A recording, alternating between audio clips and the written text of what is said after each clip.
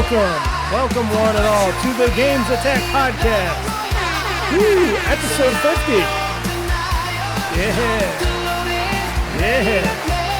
Yeah. Woo. Yeah, welcome everybody to the GamezAttack podcast. Knock, knock, open up the door, it's real. Yeah, whatever.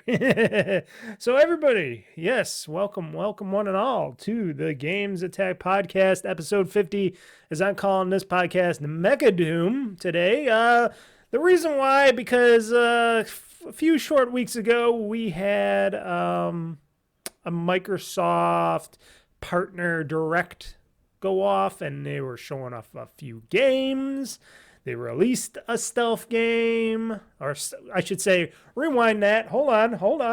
I got to go back. Rewind that. There we go. Rewind that.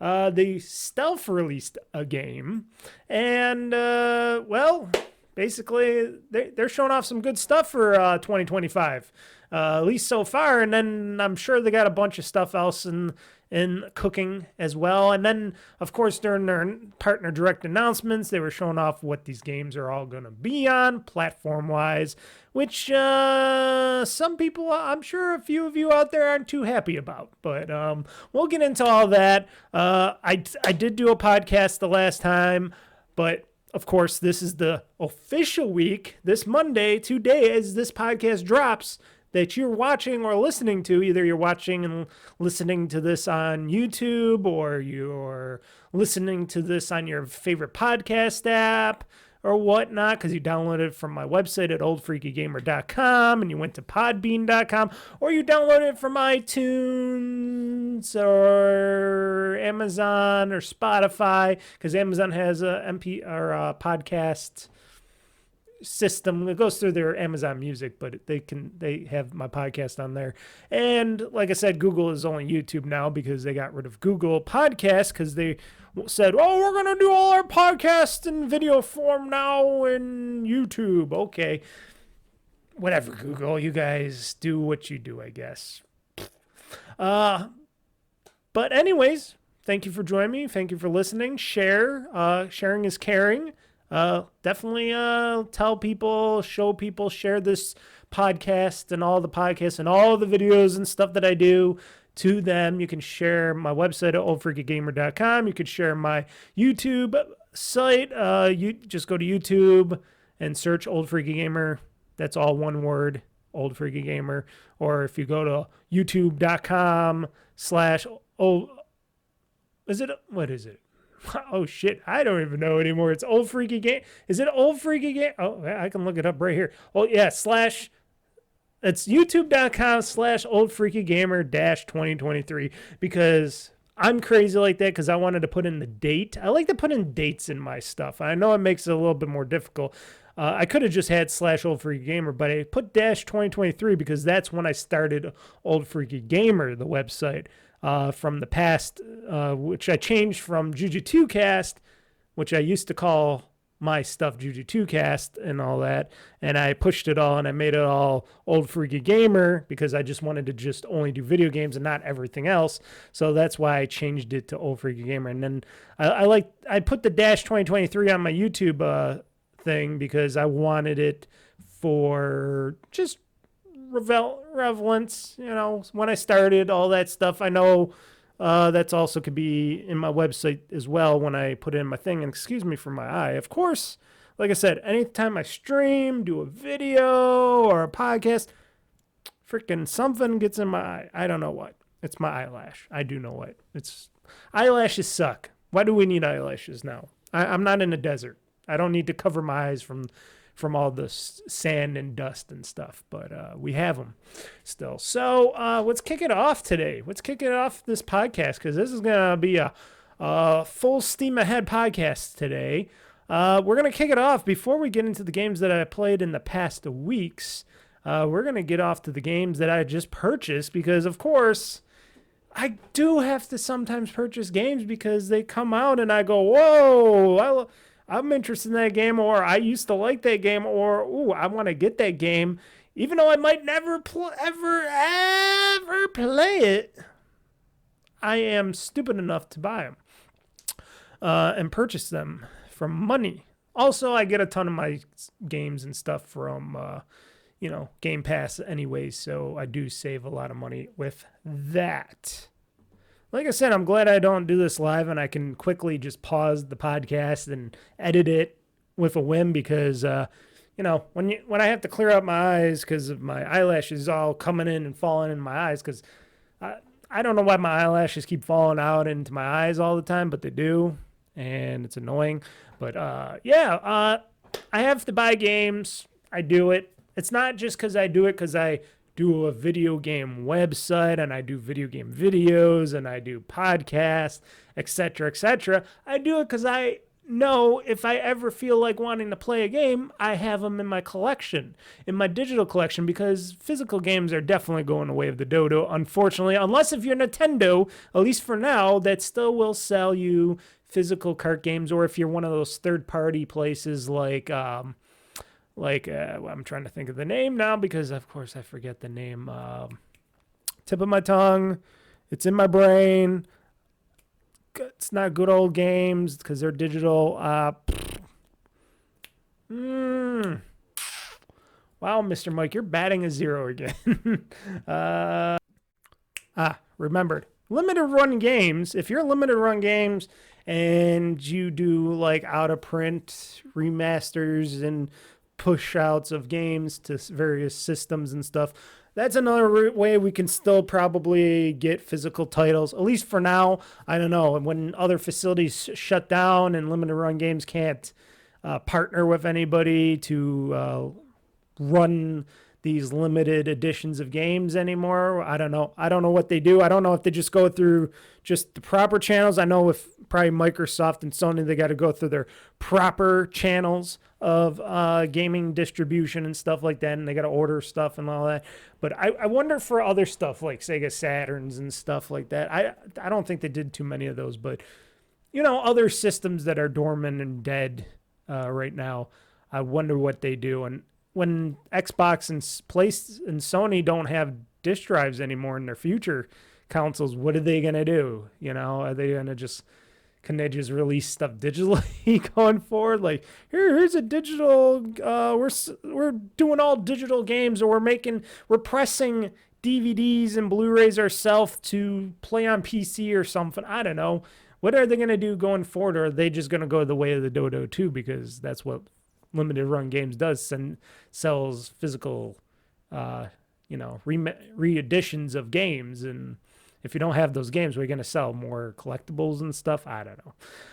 But yes, I hate to say it because I loved buying games. I loved collecting them. But here's the thing. I get most of my games digitally anyways because, especially on the Xbox side with my Chivos and all that, and a lot of the games that I can purchase on Xbox, I can play on my ROG Ally or my PC or something. Having a digital copy sometimes when you buy a digital version of a game, like on Xbox.com or the Xbox store on PC or something for your PC games or whatnot, sometimes it says, hey, this game is able to be played on your Xbox or your PC, which also ROG Ally is a PC, and that means you get like 2 games for the price of one, or multiple games for the price of one if you're like me and you install on your PC, your Xbox, and your handheld. It's like, oh, you get this one, you can buy this game once, and you can play it on any device you want, pretty much, and you're saving yourself a fortune right there. You're saving yourself a small fortune where a lot of us would be like, oh, what am I going to buy this on? Am I going to play this on PC or Xbox? I don't know. I can only buy it once because I'm not spending another $70 like Sony. You can't just buy one game on Sony and get it on the PlayStation and get your second copy for free on Steam. No, they don't do that. They want your money twice for that stuff. And, to me, that seems like a bargain thing, and it's not every game that does it. A lot of games do that, and I would hope that Microsoft would go, when it goes more fully digital and you're not seeing as many disc-based games, hopefully Microsoft will make those deals in the future where future games that come on their Xbox systems and whatnot, they'll make deals with other video game publishers besides themselves being the Mondo one, because they are the largest game publisher out there now, as it has been stated many times by the media and other podcasters and stuff alike, alumni.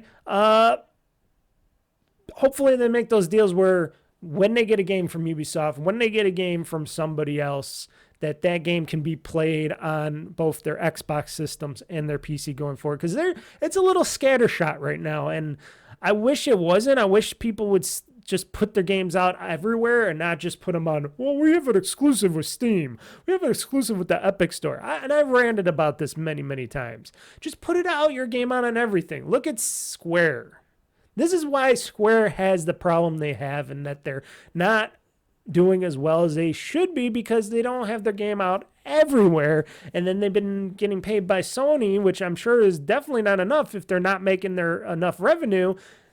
They keep it on the Sony platform for so many years, and then eventually they can put it out on other things. It's a bad deal going forward. Nowadays, when games are way too expensive to make and budgets are tight and, people need to make ends meet and stuff, it is a time that people got to stop focusing on just one platform and release them on everything. That's what Microsoft's doing, because they knew, unfortunately, which has to do with more, I think, internally and the short-sightedness going on in McDonald's. I almost said McDonald's and Microsoft. They are the McDonald's of the video game world.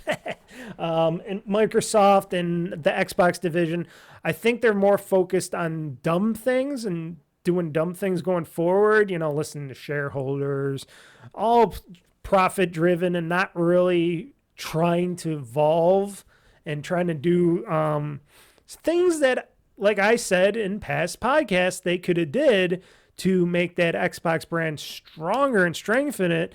Now they're just going to do it the way of, we're just going to turn it an all-out publisher. We'll still sell hardware on the side if people want to buy it, but we're going to focus more on putting these games out everywhere, which you are seeing in the presentation, which most of us seen, that they are offering these games on basically anything that could play it on Xbox, PC, and also on PlayStation 5, which going forward is going to be to me as an Xbox fanboy. And I admit it, I'm an Xbox fanboy because I like Xbox. I used to be a PlayStation fanboy back in the day, but when Sony started getting too much up their asses and their hardware and stuff was getting really, really expensive and stuff, and then they weren't offering certain types of games back at the time, I went over to Microsoft and tried out the Xbox, which I originally hated. Like I always said, I always hated the original Xbox. And I gave them a try, and I loved it, and I loved the ecosystem, and I loved what they were doing. And, I had every console since the 360 to now, even the Xbox One, which a lot of people said sucked, which I said, it was just a console. There was nothing special about it except for the Kinect, which I liked because I liked the whole Cortana thing, and I liked using Skype back in the day with it. But otherwise, there was nothing much different about it.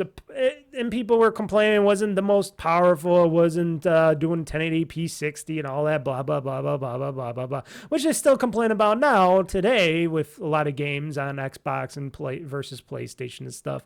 And then, as you see, Microsoft didn't put out a more powerful Xbox. They let Sony put out that more powerful PlayStation. And even Sony, if people are truly not super biased out there, which there are gamers that are a lot of biasedness in the gaming verse. But if you're not as biased and you're a PlayStation fanboy, and you can admit, even Sony isn't selling as many consoles as they were before. Even though they're selling those little batches of PlayStation 5 Pros and stuff, they're still not doing as well as they should. And software-wise, they're definitely in the hole with software when it comes to their fans and stuff over on PlayStation side, because what do they really got to offer?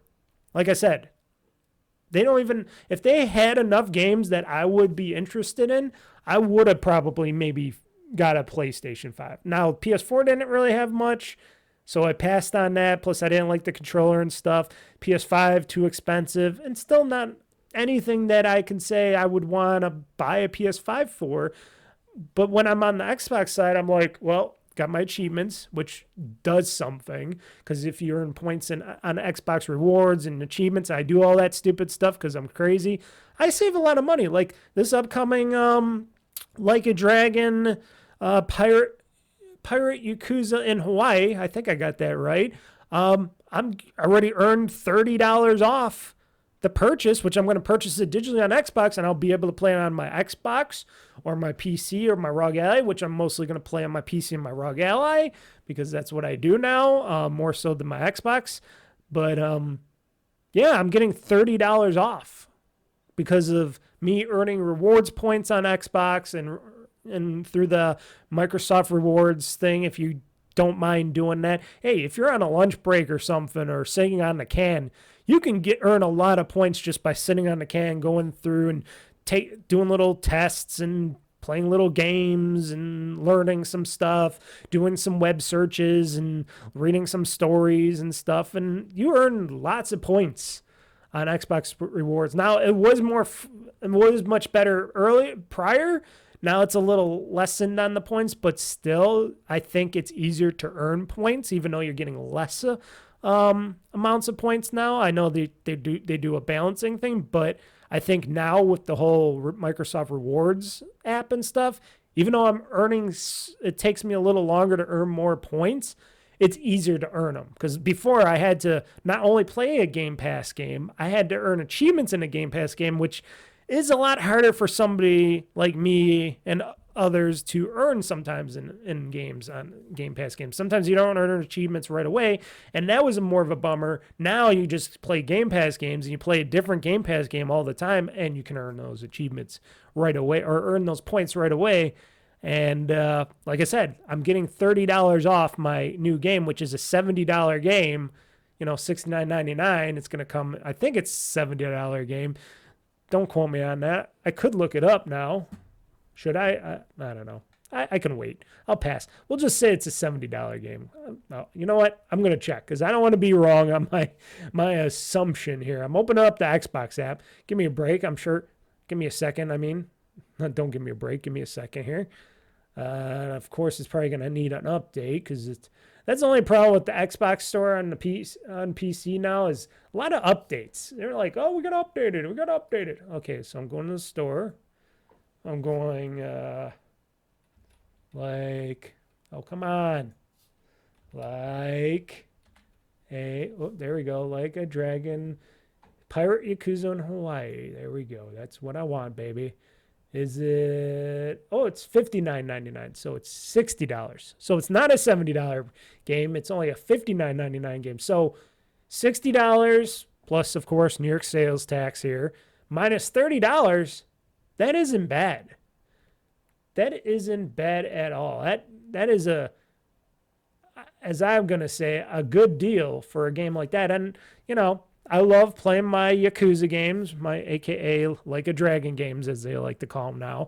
And saving $30 on a game I already like to play and I buy, and it comes out mostly. There's always one coming out every year now. I'm like, well, why don't I save some extra money? So saving that extra $30 is a great deal. Now, if I would have saved more of my points, I would save more on my future purchase of Assassin's Creed Shadows, which is coming out next month, because February, March. It's coming out in March, at the end of March. But I think I'll have some points. Maybe I'll save $5 or $10 off of it if I earn enough points for it, because every day I'm earning points. And that's definitely a $70 game. So if I can get $5 or $10 off of that, that's a good deal. That's like saving. That's like what we would save when it was the earlier days when Amazon and everybody was offering like $5 or $10 off, new releases of games and stuff. And it was that golden era where everybody wanted your business. And they said, oh, buy games from us, because if you do, you get $10 off this game or $20 off. I think somebody did a $20 off the games. And I think that's what broke the whole system. And everybody's like, okay, we're not doing this anymore. But yeah, Best Buy did it where you got the Gamer Club thing. Amazon just did it if you're an Amazon Prime member. And I used to get all my games, $10 off all my games. And that was a good times. Now you got to pay full price and all that. But me being able to save and earn points and save like $10 off of this and that game, it's a good thing. I like it. It's not for everybody, but I like doing it. And I went completely off the rails with talking about this already, but yeah. Game Pass, between Game Pass, getting games on that. That's why, I'm mostly, Xbox, because a lot of my deals and stuff are on Xbox. Sony doesn't do that stuff. And that's why I stick with Microsoft and Xbox. Microsoft stopped doing all the points things and the achievements and all that. Like they said, we're not doing Xbox achievements anymore or something. I would be a guy that says, okay, I'll still get games from you because you got Game Pass, but if they got rid of Game Pass too, that would be an ultimate thing as well. That'd be a big, now what do I do? Then I'd be more picky and choosy with games that I buy and play and all that. And I would also be like, do I want to go over to a Sony PlayStation now, or do I just want to get all my games on Steam? I think that would ultimately get me to buy all my games on Steam. Then I'd be like, well, fuck you, Microsoft.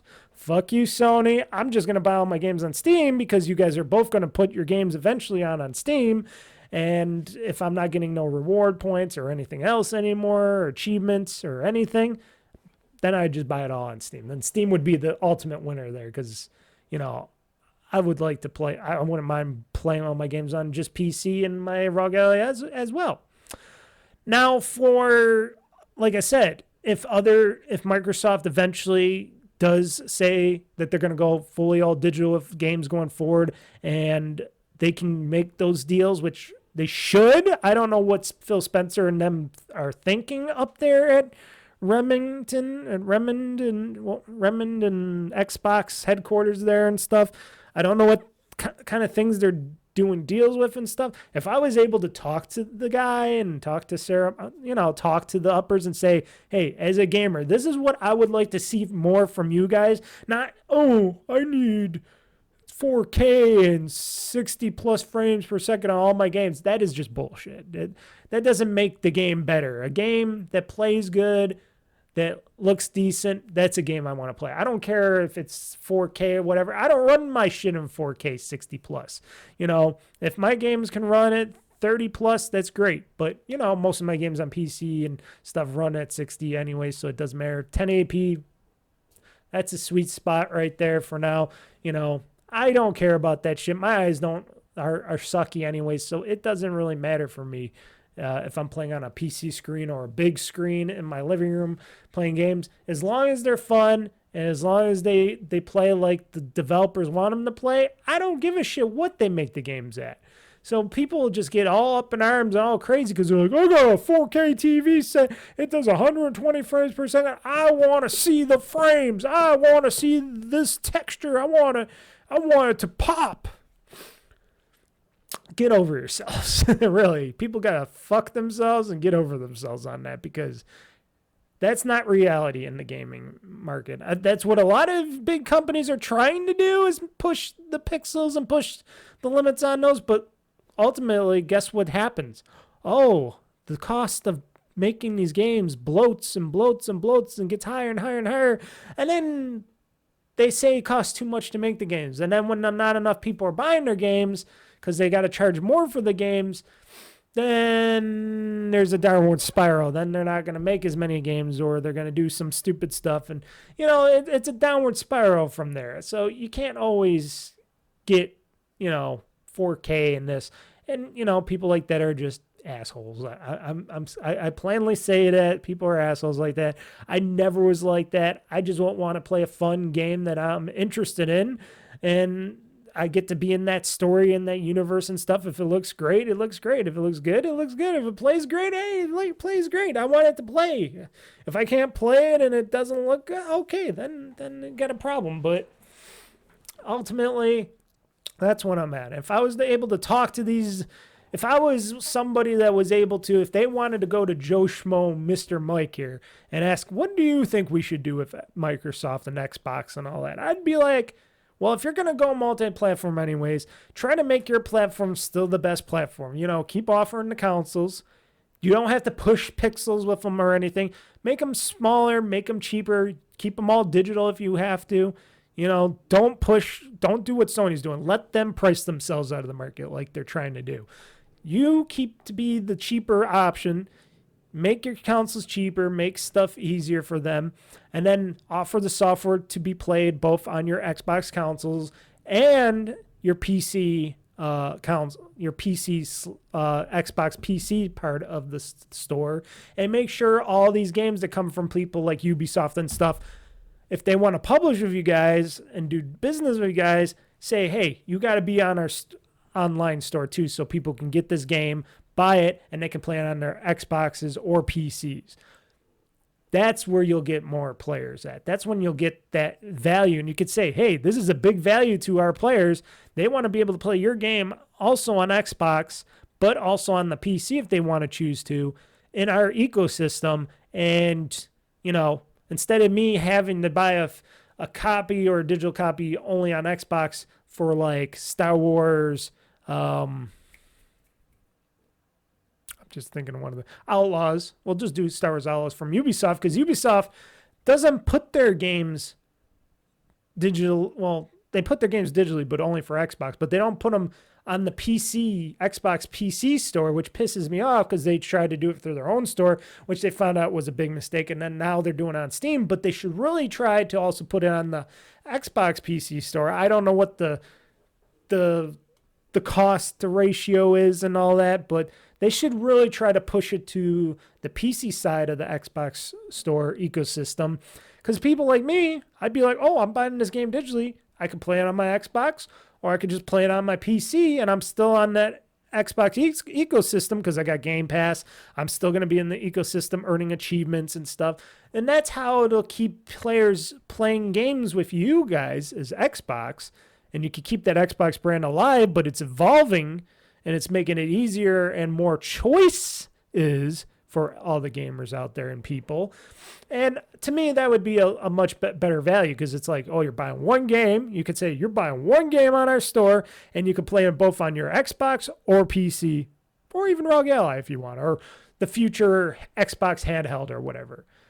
You'll be able to play it anywhere here, because we offer you that choice. Unlike other people where you'll have to buy your game again if you want to play it on PC or elsewhere. We're going to give you that choice as Xbox. We're not going to push the pixels, but we're going to push the value. And I think that's what people would agree on. All, consumers, gamers out there would agree on. If they can push that value to you, that's where you're going to go farther. But unlike us as gamers and people, and like me, they're going to mostly push for, profit. Oh, we're going to do this. We're going to make this more powerful, because people, they'll listen to the little whiners, and instead of the people that make sense, like me.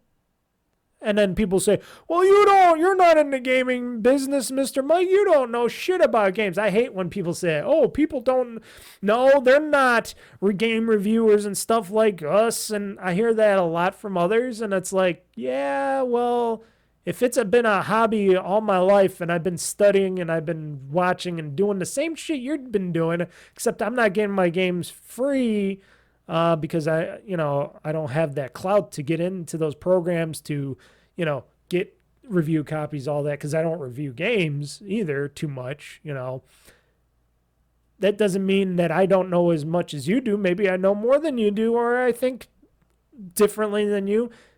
I should have the same opinion as you. I know there's a lot of dumbasses out there that have ridiculous opinions. People saying, oh, the Nintendo Switch 2 is going to fail. It's going to suck. And I'm like, the only way that the Nintendo Switch 2 is going to fail, and that would still be an if it outpriced everything. Like if it was $600 or something like that, or close to it. And the games the games are going to $70. I think those I think they're going to be $69.99 going forward. But if they price themselves out, if they make the Switch 2 and its software and hardware too expensive, that's when it'll start failing. That's what I think. And I don't think Nintendo wants to do that. Even with tariffs or whatnot, I don't think Nintendo wants to get into the failure business again. They already got failed a couple times with, the little what's that? What was that called? The game, the Virtual Boy, and the Wii U. Those were its biggest failures. So I don't think it wants any more failures than that. So yeah, I buy games. I buy them on, I like to buy them on Xbox, but I will buy them, on the Steam. I did buy a Steam game, and that's one of those reasons why I don't care about PlayStation and Sony. Like, if there's a game coming from Sony, or a game that I should say came from Sony, because they don't release their PC games right away after their console games, and they don't do day and date with that. But, if they eventually release it on PC, like the Ratchet and Clank game, that I purchased that again because it was on sale too. I also wanted it a little cheaper than what they're trying to sell for, but that's just because I'm a cheapo guy. But when it was on sale, I bought it because I like some of the Sony's games and titles. I didn't buy the new God of War games, even though they're on there, because I just didn't feel like those were the kind of God of Wars that I wanted to play. I like the old school God of War games, so that's why I didn't buy the new ones. And I seen people play them, so I didn't play those. And I know Sony didn't make a mistake making those. That those are good games and people like them. Those wouldn't be for me. But I did also buy that Horizon Zero Dawn game from them. I got that on Steam as well, and I'll play it on that. I bought the Spider-Man games on Steam. And, that means I don't need a PlayStation to play them on, because I can play them on PC, and I'm just happy knowing that I can play some of these Sony titles on my PC, and not have to worry about buying that hardware. And Microsoft, if they go that same route and they can try to try to entice the outsiders, the other game publishers out there, to entice them to bring their games to their PC store and make their PC store better and make everything better on the Xbox side digitally, it could be good times for Xbox. But I don't know what they're deciding on over there. I still think they're stuck in a rut. I still think they're thinking, oh, more power, more this, more that. And then it's just like, well, then you're going to have to up the prices of your hardware, and then you're not delivering anything new. So why you bother making new hardware?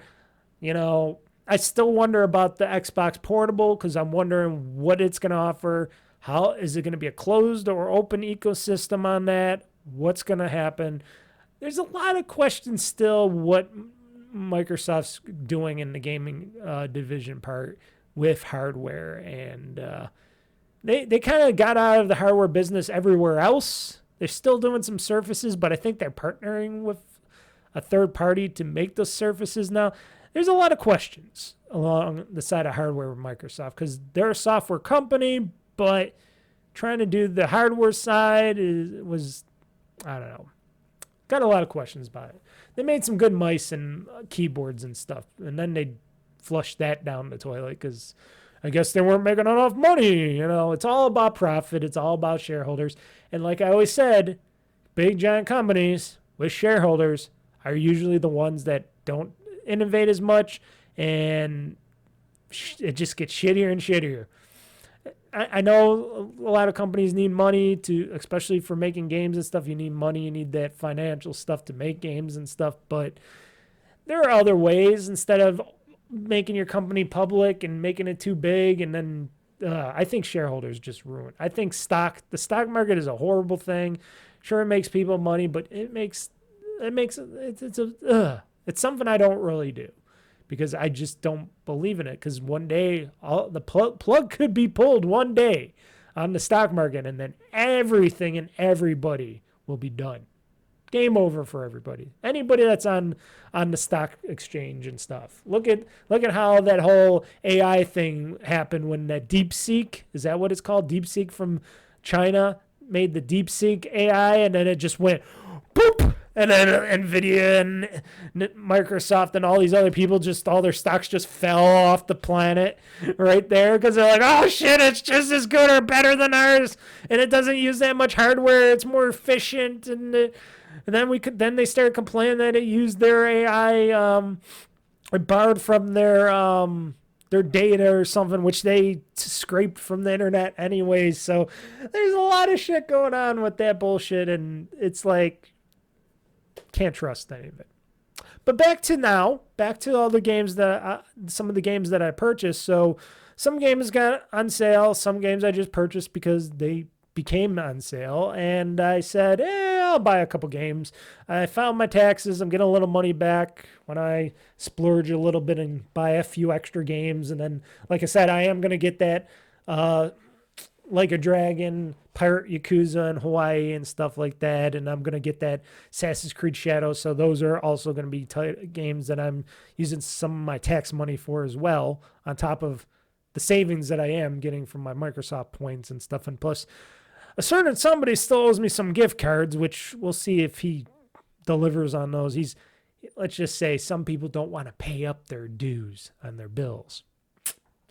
I'm very good at paying my bills and my dues, so I'm right on the payment specter. So that one of the games, the first game of the 3 games that I purchased recently, Anime Studio Story. So you remember Game Dev Story? I did a video on that. It's a game that came out way long ago, right when smartphones were just the infinite little things, and they put games on them, and that's what Game Dev Story was on. Well, this is Anime Studio Story, and I also think I have another. I think I have, what did I also, I bought another Studio Story game. I forgot what it was, because I bought Game Dev Story, I bought something else, and then I'm like, oh, why don't I get this Anime Studio Story and have myself a little anime shop? Because that piece of software went on sale. It was like $12, and it went down to $6 and went to $5.99. I spent like $6.51 or something for this game, and I'm like, it's just one of those little story-based games that I like to play on my ROG Ally once in a while, or my PC. And it's by Carosoft. They're good games. They're really interesting.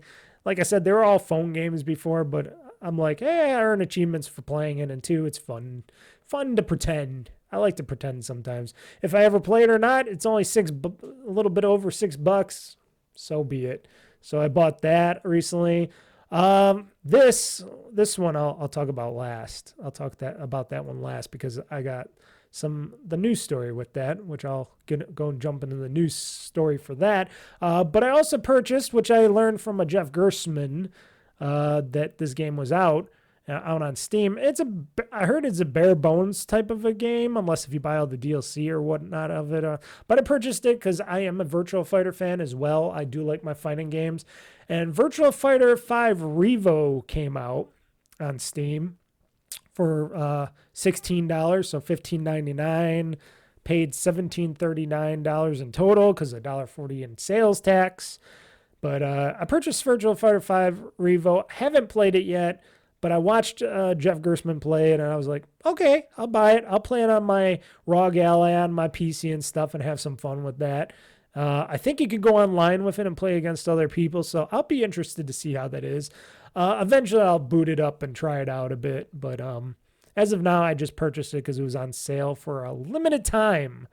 And then I think it's going up in price after a certain amount of days. I don't know when that is, but yeah. But $15.99, not bad for the base game, Virtua Fighter 5 Revo. So I purchased that, and then this final game that I purchased, which I heard rumors that EA was gonna release these games back into the foray, like they did with Command & Conquer, the remastered collection, and then they did the rest of the Command & Conquer games and stuff, and they put them all on Steam to sell them on Steam and stuff, which, they didn't really do much. They just made them playable on modern machines, which to me, I'm like, whatever, I'll play them.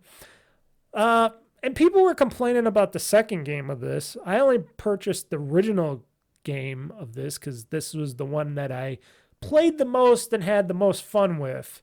I purchased the Sims Legacy Collection for $20 on Steam, so $21.74 with sales tax.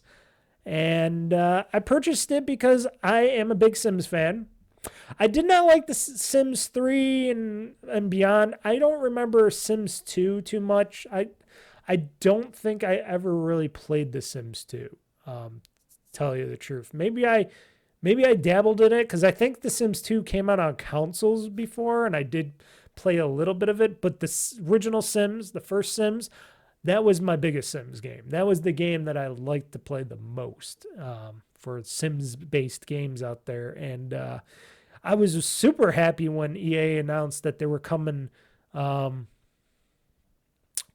with these Sims 1 and 2 Legacy collections, which are now out with almost all the DLC included and stuff like that, which The Sims does have a lot of DLC, and it did come out with a ton of DLC and stuff. But note, and this is where it gets interesting, because Steam players, gamers out there in Steam, especially Steam players, they get all up in arms when, oh, these aren't remasters, these are just original games just ported to the PC to be working on the main PC. Yes, that's what EA was doing. They weren't really making these games and up-resing these games, and people were complaining about the resolutions and how they played, and that there's still some in-game bugs that were in the games originally and stuff. And a lot of people, more so on the Sims 2 side, not on the Sims. The Sims was okay. There were some people that were saying, oh, the graphics are low and poor and whatever, blah, blah, blah. But the Sims 2, a lot of people were whining and complaining about on how the game was just the base game, and it wasn't up-resed or wasn't made bigger and wasn't taking advantage of the full resolution of their computer screens and, stuff like that. And I was like, whatever, dudes and dudettes. You had to purchase these separately. I purchased just the Sims. I'm going to wait for the Sims 2 to go on sale down the road. And I did hear there was some bugs with the Sims 2 that I'm like, oh, okay, I'll wait on the Sims 2, because I forgot if I even liked the Sims 2 from Maxis and EA. But the Sims, like I said, I liked it. And I liked how they kept it bare bones, because I remember playing the bare bones Sims, and all the codes and cheats and stuff that I could do in there, I can still do. Like the money cheat was the biggest one for me. I didn't really do too many other cheats with the Sims, but doing the money cheat in the Sims was the biggest thing for me. And being able to make the money and build my dream super house, Sim house and stuff and all that, that was what I wanted to do. And that's what I did do a little bit. I started playing that a little bit, which I'll get into in the games that I've played in the past week. But I was really excited about this, and I'm very happy that they put it out. And it's because it's the EA is celebrating the franchise's 25th anniversary with these games. The Sims compilations each come with a plethora of expansions alongside the base games, featuring nearly every expansion for The Sims and The Sims 2. I guess also fans can also buy the 25th birthday bundle, including both Sims Legacy Collection games at a discounted price. Yeah, that was like $40 or something, so I decided I'm just going to get The Sims. I think that was just, what, $20? What did I say it was? I think I said it was like $20 or something. That's what I decided upon, because I was like, oh yeah, I just want to get one of the Sims games. Like I said, I played mostly the Sims. I didn't really play too much of the Sims 2. Sims 3 and beyond were doing other stupid stuff that I didn't like in them, and they were a little harder to play. So I just focused on the Sims. And like I said, I'll tell you in a bit on how I like it, because I started playing it. So yeah, that's a big news story right there for me. The Sims 1 and 2 Legacy Collections are now out for purchase on Steam. So if you're interested in those games, get them, because I'll tell you how well The Sims 1 plays. So why don't we get into the games that I played in the past weeks, or weeks. And yeah, let's see here. Right here. The games that have been played in the past week. I added a S. Hold on one second. I'm taking a drink here. Got to keep myself hydrated, people, for this podcast. And I hope it sounds good, because my microphone's been acting up I don't know if it's because of all the updating with NVIDIA Broadcast and OBS and everything else, Windows-wise. So if my podcasts sound a little weird, like I'll listen to this after the fact because I can't really direct listen. I think I could do a direct output of my microphone to my ears off the speakers, but I just don't. I just don't. And whatever the recording comes out, I just try to amplify it a little bit. You know, I don't do super expensive $200+ microphones and stuff like that. I just use a nice simple condenser. Well, not a condenser mic. It's a USB mic, but it's a good fine mic here. And it seems to work out well for my videos and such. And we'll see. Maybe in the future I'll get a better microphone. But I even had a Elgato. I had a Blue Yeti before, and that was okay. It wasn't the best. You know, I figure, and I don't want to get one of those condenser mics. I don't want to have to buy a system where I have to plug in a freaking powered mic and all that stuff. I don't really want that. I want to keep it as simple as possible. It's all digital. It's simple. I can control everything from my Stream Deck here and whatnot. You know, I don't need that hassle. So hopefully this podcast sounds good to you guys, and otherwise my voice sucks anyways. My nasally droned voice, it sucks anyways. So I understand. So here's the games I've been playing in the past weeks. Final Fantasy 13.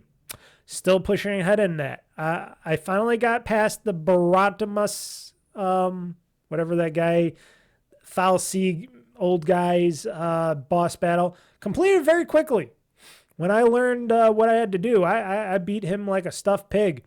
That was quick. I beat him, moved on. We're on chapter 12 now. And it's a whole mess of new shit. Holy shit. Did things get leveled up? Like, everything on chapter 11 was, okay, very easy, blah, blah, blah, blah, blah. And I super over-leveled up my characters and all that. Now I'm on chapter 12, and everything in chapter 12 seems like it has 3 times as much power and stuff that it did. And I'm like, what the fuck's going on here? Why did these enemies get so hardcore overpowered and stuff? And I had to face the other mini boss guy, the whatever guy he was, with the 20 guns that come down and shoot at you. I'm sure most of you already know more than I do about Final Fantasy 13. But there's this one guy, and comes down with his 20 guns, and they're just constantly shooting at me. And I died. I think I died just once. Maybe I died twice. I might have died twice. But no, I think I died a couple times on that boss battle. I was like, what the fuck is this shit? I was even swear. You can see my video, my Final Fantasy 13 Game On stream that I did. I think it's part 15 from Friday. From Friday's live stream, and I'm like, what the fuck is this guy? He's just blowing me away. I'm trying to do every little thing, and he's not going down. And I'm like, what is this? Is what I gotta to try to go up against going forward? And then you got all these enemies, like the whole streets of this area. We're back in Cocoon, I think. Yeah, we're in Cocoon.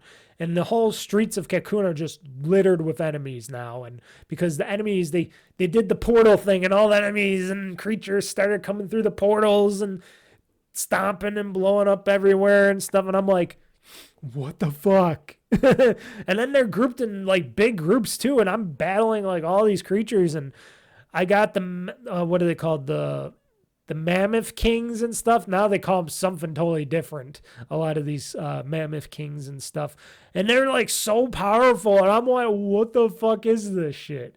And then they got out the big dinosaur things that are like super big and they can stomp on you in an instant. I'm like, wow, they really want to just fuck me over in this. So I'm like, and then they raised the stats of our characters more. They're like, oh, you can go up to level 5 now. And I'm like,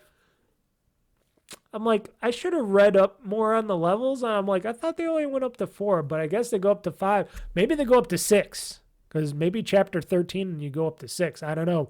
But I'm on the last 2 chapters.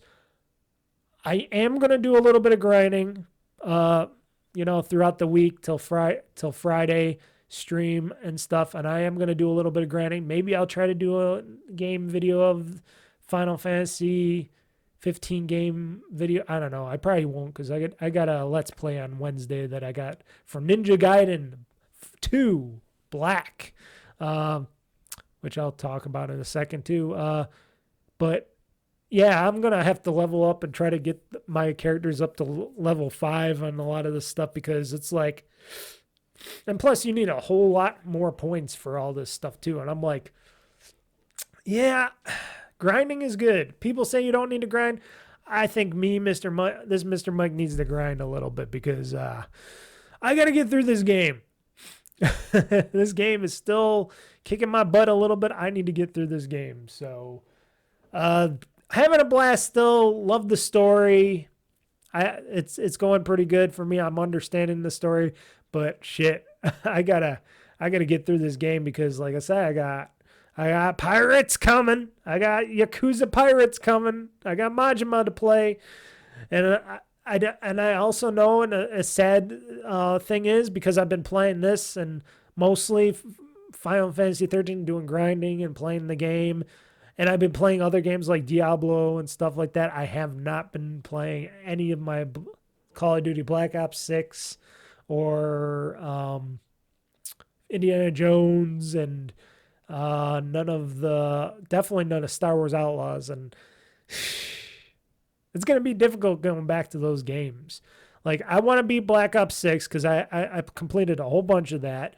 I want to get back in Indiana Jones because that was fun, but I got to just get back into... So I got to take it one at a time with these games. I thought I was going to complete these games before February, but no. And then February is going to have a slew of tons of more games and going forward a ton of more games. And I'm like, it's a good, bad thing to have. At least a lot of these games, like I said, at least a lot of these games I'll be able to play on my ROG Ally on my PC because I can take it on my ROG Ally. When it's nice outside again, I could go outside on my deck porch. I'll be able to sit on my deck porch on my couch and play outside because that will be a good thing for that. So, yeah. Gaming-wise, I'm fucked, but it's a good fucked because all these games I got to play, back catalog, and still playing other games once in a while.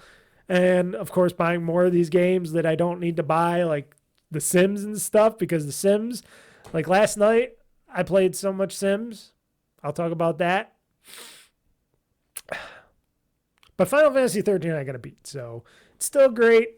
It's a great get. A lot of people like joining me once in a while, so join me on Fridays at 8 p.m. Eastern Time.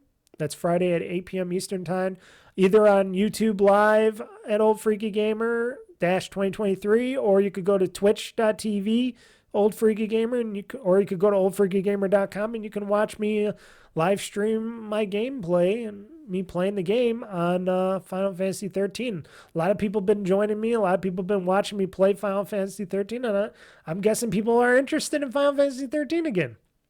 Why not? People like that. The next game I've been playing on and off, Vampire Survivors. Don't really need to get much into that. Just been going back to some original characters, trying to go further in Vampire Survivors. It's sometimes when I just don't feel like getting involved in a major game like Indiana Jones or Black Ops 6, I'll just hop on my ROG Ally, boot up some Vampire Survivors, and quickly do a 30-minute run or something. And yeah, that's it for Vampire Survivors. And then I've been getting back into Diablo 4.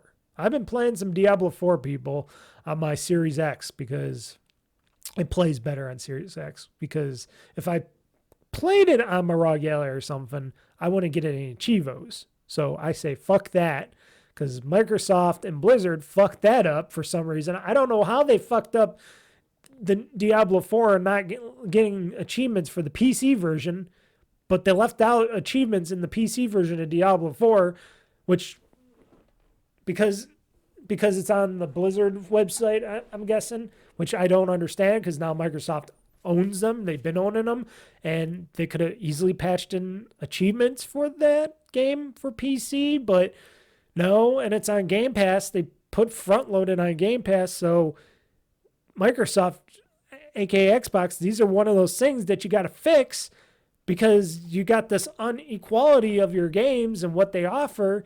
And if you would have had Diablo 4 for PC with achievements, I would have been playing on my ROG Ally every day. But you fucked that because I need my achievements in Diablo 4. I'm sorry. And I've been getting some achievements in Diablo 4 on the Series X. And you know what? It keeps my Series X alive. It gets to get its use out of it, and it plays very well on my Series X. I've been playing on my big screen TV. I've been playing on my monitor here. I've been having some Diablo fun. I'm just crazy in that. I'm just like a big ass bitch warrior. I'm telling you, my female warrior, my demonic warrior, she is badass, people. She's got not just her and my big scythe weapon, but I got my superpowers. I conjure up these skeleton warriors. I got this big creature with me that kills and destroys everybody. And it's like, holy shit, I got my own little army with me, and we're just destroying everything in our paths. I'm barely getting my blood drawn or anything from my character, which is your health, basically. It's that little orb of blood health that you got. I'm just destroying everything. I'm laying waste to every creature on the map. And I finally just figured out how to put gems in my things. I don't know how much more they're going to help, but I think they seem to help kill creatures and stuff a little faster, but I just been laying waste to everything, and I've been having some fun in Diablo 4, and I've been moving along in the story because I'm playing the campaign, and I've been moving along a bit in the campaign and doing some side questing and stuff, and I'm earning all this money, which I don't know what I'm going to do with the gold because I don't really use the gold for much of anything. Been leveling up a little bit, but not that much, but still laying waste to creatures and stuff, and it's been fun. It's been really fun. I'm like this dark lord. I look like the female Sauron from Lord of the Rings, where I'm like, I got the one ring and I'm blowing everybody away, and I'm just slashing and hacking, and all these big enemies are coming at me and they're getting knocked the hell down, and then my rest of my army and crew just jumps and piles on them and kicks the crap out of. Oh, it's been a blast. I'm having a blast in Diablo 4. If only Microsoft and Blizzard would update that with a patch to have achievements in the PC version. Yes, Phil Spencer, I'm talking to you, boy. And Sarah Bond and people at Blizzard, get those achievements working on the PC version. Update that thing. God damn it. Then I can play it then I'd have a reason to download it to my PC and my ROG Ally, especially my ROG Ally, because that's where I really wanted to play it on. And like I said, I would play it. It could play it easily. It would probably play and look really good. But because I can't earn the achievements from my gameplay of it, even if I transferred my save back over to my Xbox version, because they said even if you do that and you have your save go back to Xbox, it doesn't unlock the achievements. I'm like, why? Why would you allow that to happen, Microsoft, aka Xbox, Phil Spencer, Sarah Bond, all the people at Blizzard that made this game? Why? Why did you guys make that stupid decision that I'm sure would have been an easy decision to make to offer and let us have the achievements? Why? Why did you guys make that decision? And they do that with certain games. They did that with those Doom PC games, those updates of the PC games of the Doom games, where they what did they do? Release them, updated them, and stuff like that. And those don't have achievements on them. I'm like, what are you doing? Isn't the whole reason for your ecosystem to promote your achievements and stuff, to get people to want to earn achievements in the game? What's with that? Why are you leaving achievements out? Is it that hard for you guys not to put achievements in these games when the original games had achievements in them and they have them on the Xbox side? Because they have these games for Diablo 4 on the Xbox, for the Doom updated games on Xbox. They have the achievements, but the PC versions don't, and I don't understand why. I don't understand why you don't have them on there. What person decided not to have the achievements on the PC side of these games? The fuck? Okay. Excuse me there, folks. Got a little angry there. But goddamn mother. Oh, why? Aggravated. That's what aggravates. As a gamer, that kind of shit aggravates me. It's not that, oh, these games aren't in 4K, 240 hertz, blah, blah, blah, blah, blah, blah, blah. No, it's that I can't get some fucking simple achievements from these games that should have achievements because they have them on the Xbox side, but they don't have them on the PC side, and then they make you jump through hoops to get them because they still are promoting the Blizzard stupid whatever loader that they do and download thing that they do over there on the Blizzard side of shit, the Activision Blizzard side, the .net or battle.net shit. Get rid of that, port it all to the Xbox side, put fucking achievements on this shit.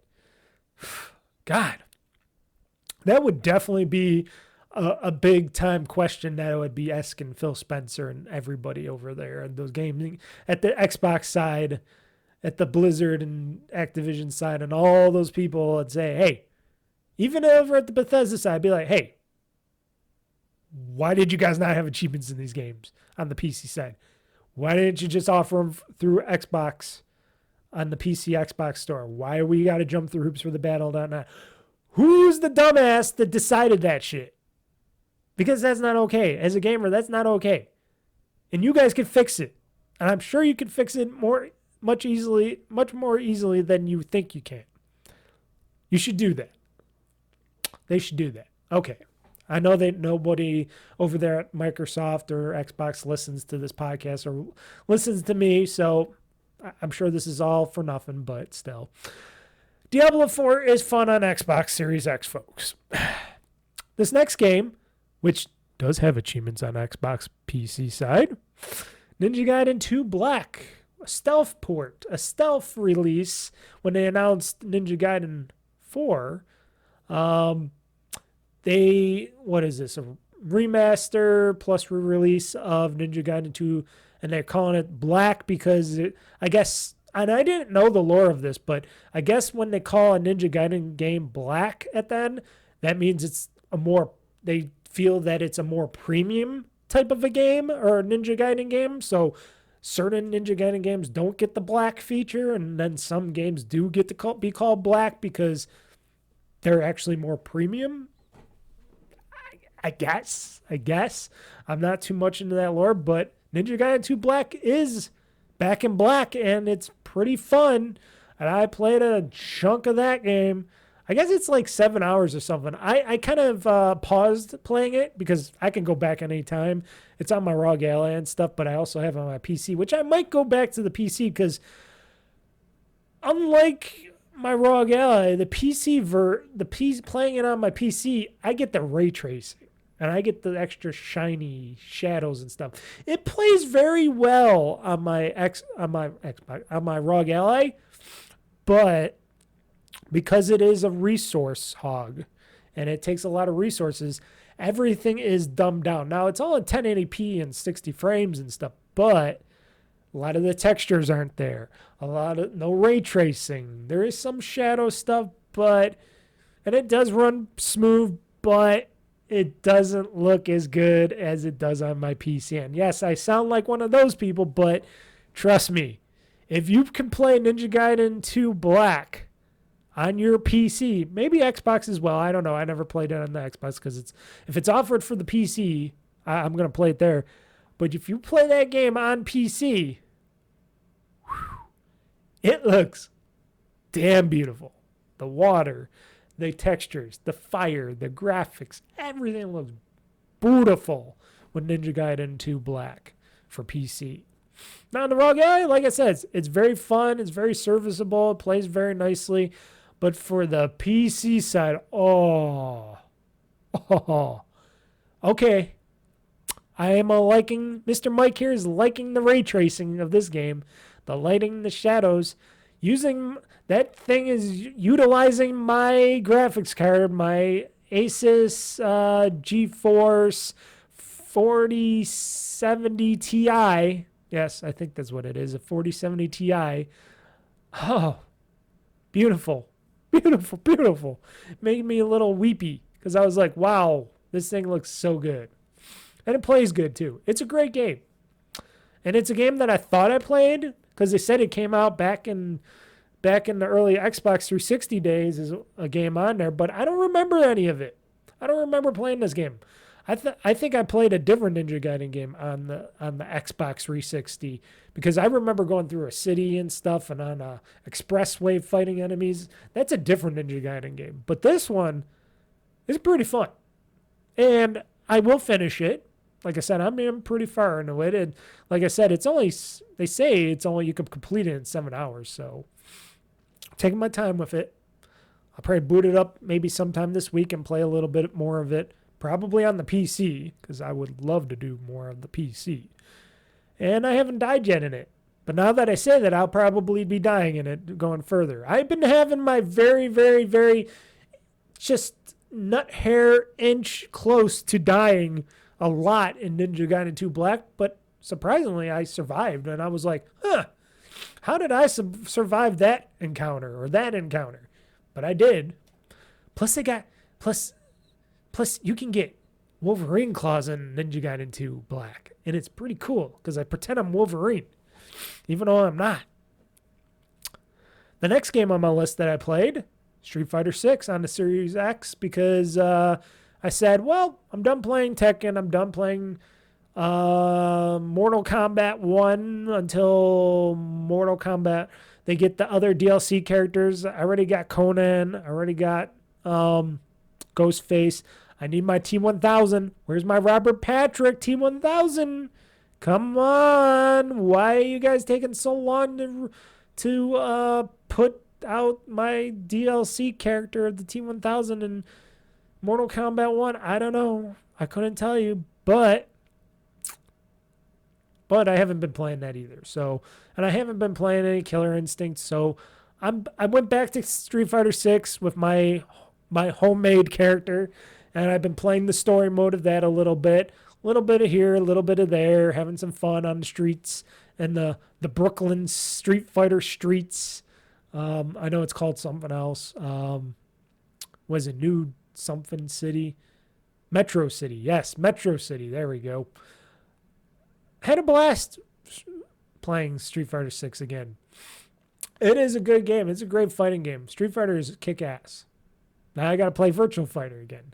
You know, I like to do the rounds with the fighting games. I do like my fighting games. I'm not the best at playing online with them with people, but playing single player, playing a story mode, doing stuff like that, I do like that stuff. That gets me into playing those games. So I played a little bit of that. And now we can get into the Sims Legacy Collection, where I am playing the original Sims game again. I haven't played The Sims in oh God, so long. Not since, what is it, XP era, I think? I think maybe XP Windows 7 era. And that's what I'm talking about for the PC, because I did play some of the Xbox ports, or the Xbox, or this, I should just say console ports of them.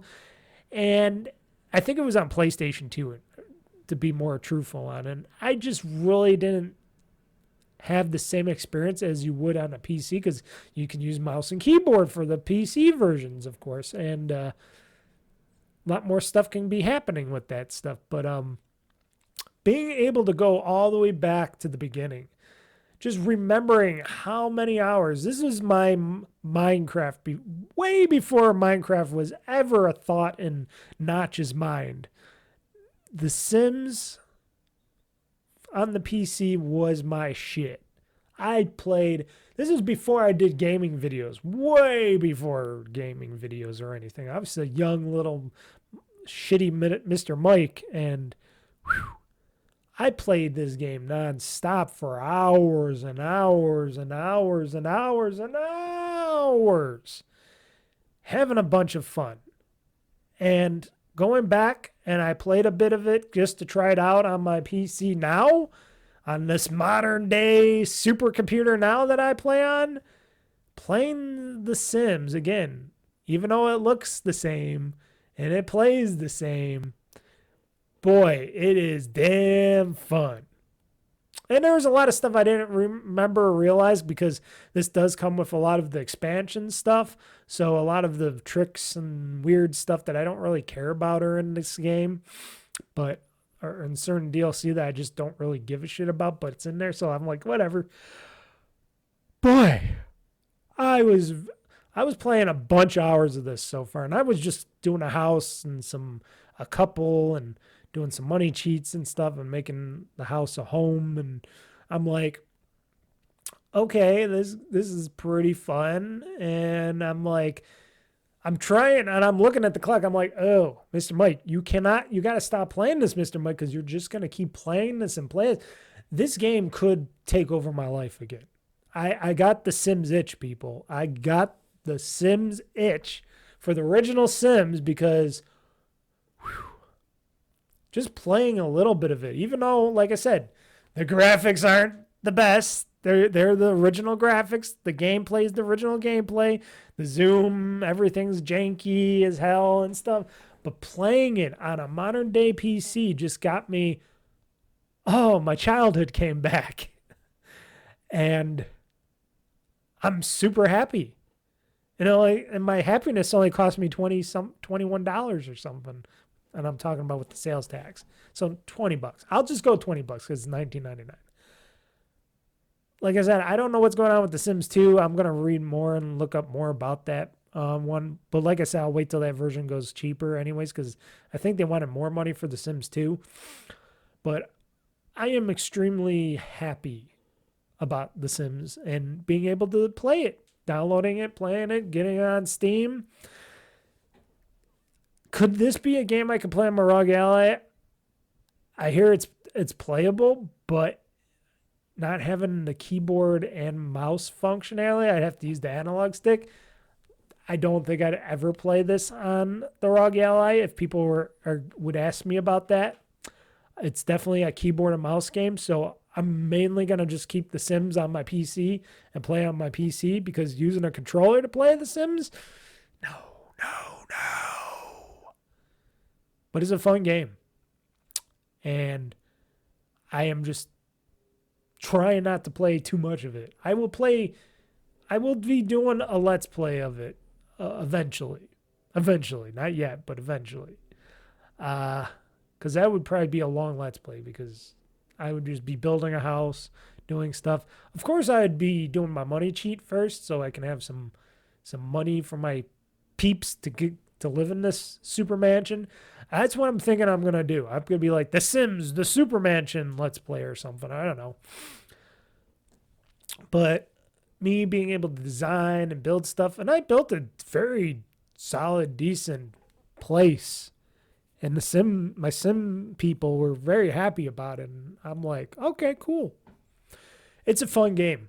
It's a blast from the past. It is back. Like I said, I never have taken to the newer Sims games.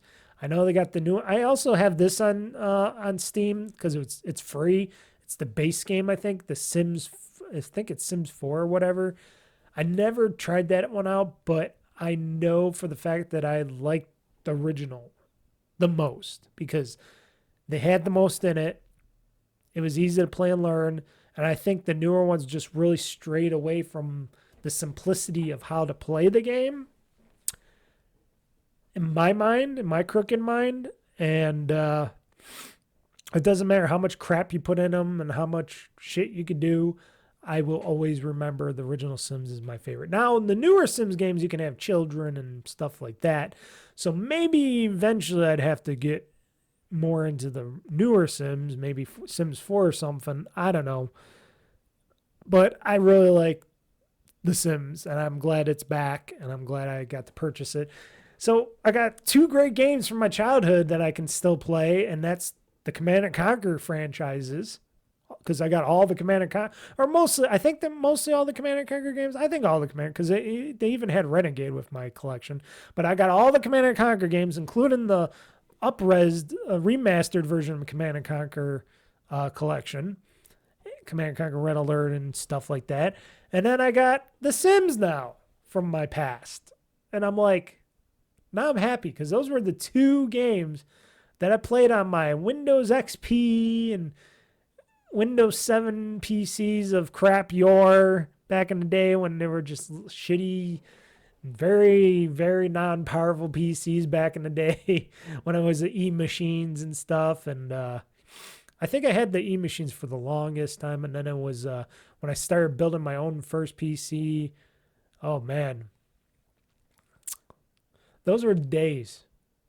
Because these were the games that I played. That's back when monitors were big and bulky. They were CRTs. They weren't LCDs or LED monitors like now where they're flat panels. These monitors were big and round in the back, or squarish in the back for my monitors.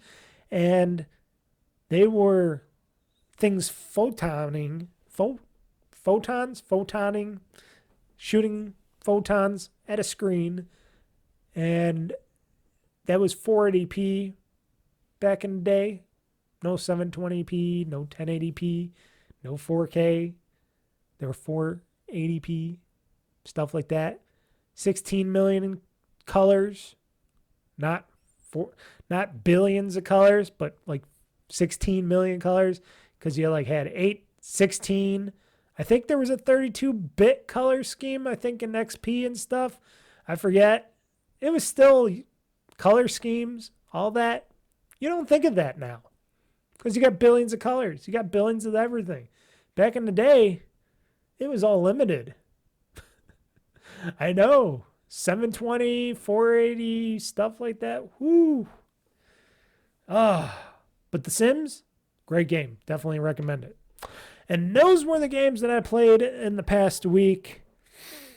Let's see here.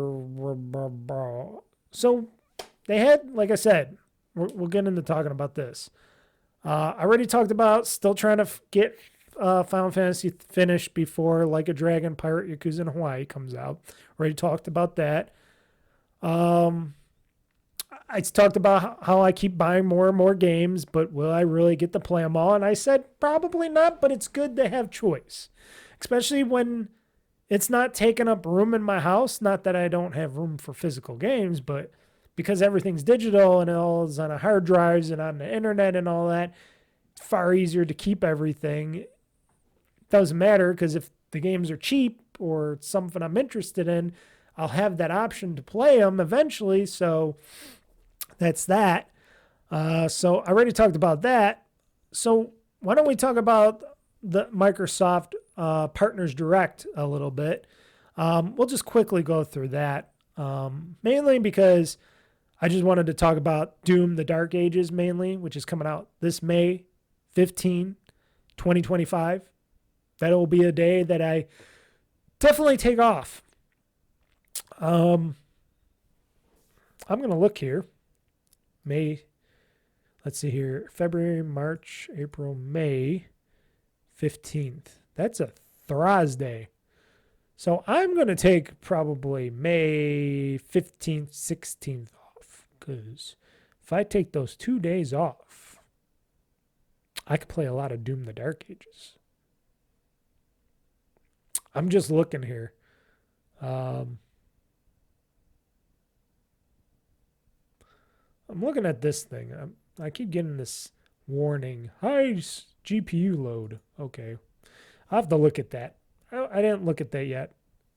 It doesn't really bother me because my GPU works just fine. But Doom the Dark Ages is going to be a cool game. When I saw that at the Partner Direct that they were playing for us, they talked about and they showed like all the right shit. You're going to be the Doom guy. This is the prequel to 2016 Doom, folks. This is the prequel to the 2016 Doom. Maybe even the prequel to the past Dooms too, Doom 1 and 2 and stuff they're saying. Because this is the Dark Ages. So this is when Doom guys in the early days. And you're going to be more so a tank than ever. You're going to be the biggest badass ever. You're just going to be this thing that they say you're just going to keep moving and beating the crap out of people. You can stop, block, smash them with your freaking spiky shield and kill them all. You can blow them away. Eventually, you can become a mech. Yes, MechaDoom, folks. You're going to be a mech. Like I saw an Ares mech and stuff they were talking about. But there's going to be a thing when you're getting in this Godzilla mode and you're going to be a super giant mech doing some like Godzilla shit. You're going to be doing these kaiju battles with your MechaDoom, and you'll be able to fly with this Doom flying thing as well in this game. And I'm like, wow, this is going to be awesome. And there's not going to be that much fucking platforming in this game, unlike Doom Eternal, which when I saw that, I'm like, I got turned off because I'm like, I don't want platforming in my shooter games. I don't really want that much platforming. You can have a little bit. You can have these parts where, yeah, we're going to go jump here to there. But once you make the whole game, well, you got to jump and do the thing and fly up there and fly down there, and it's all a platforming game. You're taking the whole fun out of it being a shooter. Just like Halo did with Halo Infinite. That's why I still haven't played Halo Infinite. I know I got to try to play that. I don't know why I would have to try to play it, but I don't want platforming in my shooter games. I'm sorry. And Doom the Dark Ages is my shooter game. And they're returning back to a better formula. It's going to be badass. It looks badass. The MechaDooms are going to drive me crazy because I cannot wait for that to happen. And it looks like a really good game. It looks really good. And Doom Guy looks like he's really a badass in this. Not that he wasn't a badass before in 2016 or even Eternal, but he's a real badass in this one. And I'm like, cannot wait. So Doom the Dark Ages, May 15th, 2025. And I think, that was the second last game, because then they did the Ninja Gaiden thing. Then they showed South of Midnight, which is also, all these games are going to be on Game Pass, including Ninja Gaiden 2 Black, which is available now on Game Pass. But these are all going to be on Game Pass. So if you're a Game Pass, I'm going to say Game Pass Ultimate, because ultimately you're going to have to get Game Pass Ultimate to get these games, date and stuff like that. I don't know about the other tiers, but I'm Game Pass Ultimate because, like I said, I want the PC and the Xbox stuff. I want all that extra stuff, so that's why I'm Ultimate. I think they should. And before we get into South of Midnight, but they should just make one Game Pass. They should not do the tier thing. They should just say, hey, $20 a month. You got Game Pass. It's everything. It's not just one thing. It's everything for PC, Xbox, whatever. It covers everything. Your Xbox Live. Do not worry about it. It's $20. It's everything. So do not worry about it. But for some reason they offer tiers, and the tiers kind of are stupid because the lower tiers kind of suck. But how many people are subscribing to those tiers? How many people are subscribing to Ultimate compared to the other tiers? I bet you Ultimate has the most people subscribing to it. I understand there's still a lot of people that don't play on PC, but maybe they should start. I don't know. I'm just saying that. I am a PC guy, but I'm also, I'll play on other hardware as well. But I think I'm becoming more of a PC guy again now because, I can afford it. I am into PCs. I'm a PC guy, and I can build my PCs on it. So maybe that's more of the bias of my side. But, console-wise as well, I could still play these games on a console no matter what. But for Game Pass, it just should be one tier of Game Pass, not multiple tiers. Don't make it complicated like Sony did with their tiers. But it's just me. Back to South of Midnight. Looks great. It's got the little stop motion animation thing for the video, and it drives people crazy. People really don't like that for some reason. I think it's just a unique look, and if they wanted to do it in their game, that's why they're doing it in their game. Let them do that stop motion thing. But the gameplay is very smooth. It looks really cool.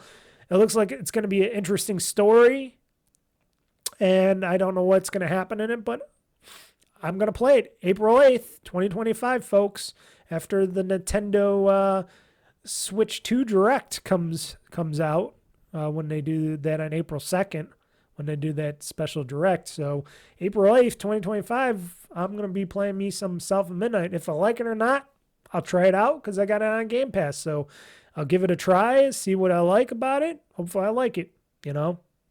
You get to be this southern girl, like this bayou girl, and it seems like your mom and the house get destroyed and get washed down the bayou or whatever, and you got these like special powers and stuff, and you got whoever else, and you're doing all this stuff, and it looks pretty cool. I'm interested in it. I think that's going to be a really interesting game. Like I said, April 8th, 2025 this year. All these games are coming out this year, apparently. This next game, which I mistaken this game for Avowed, and excuse me for that because Avowed and the Expedition 33 looked similar until I saw some of the other stuff in this game, and I'm like, oh, this ain't Avowed. This can't be Avowed. But I was like, is it Avowed? No, it's not Avowed, because Avowed is coming out this month, very soon. I think it's coming out this week or next week. I have to look up when Avowed's coming out. It's coming out either this week or next week. Out there, man, I should get my list of what these games are coming out at. But Expedition 33, it's got its own. It's more like a Final Fantasy. That's what people were saying it was like, or touting it was like, because that's what you do, Final Fantasy-ish turn-based battles and stuff like that. It's got a unique look to it. I thought, like I said, I was mistaking it for Avowed, and then I found out this was not Avowed, and I'm like, ooh, this is it's called Expedition 33, which I didn't remember too much. I know they did have it at their game shows before, but I just kind of forgot all about it. But it looked pretty cool. It's coming out also in April. It's coming out April 24th at the end of April of this year, and we'll see. We'll see how that is. I can't really speak much more about it. Like I said, it's like a Final Fantasy game. And that's what people said. It's a story-based Final Fantasy game. You do Final Fantasy battles in it and stuff like that. And yeah, we'll see more about it when it comes out April 24th of this year, because never know. I don't know. What more can I tell you about that game? Because I don't know much about Expedition 33. I just know it's a game coming out this year. Then they announced at the show Ninja Gaiden 4, which was that secret Japanese game that people said was a big game of the past, which I didn't know Ninja Gaiden was that big, but I guess it is that big of a franchise, and I didn't know that. I knew it was big, but I didn't know it was big. And Microsoft being able to get Ninja Gaiden 4 because they're publishing it, I think Microsoft's the publisher of Ninja Gaiden 4 with Team Ninja and what's that studio called? I was just listening to this on a podcast and they were talking about it, but it was the other studio. The ones that did Bayonetta 3. Shit. Let me look this up, folks. Sorry about this, folks. Got to look this up.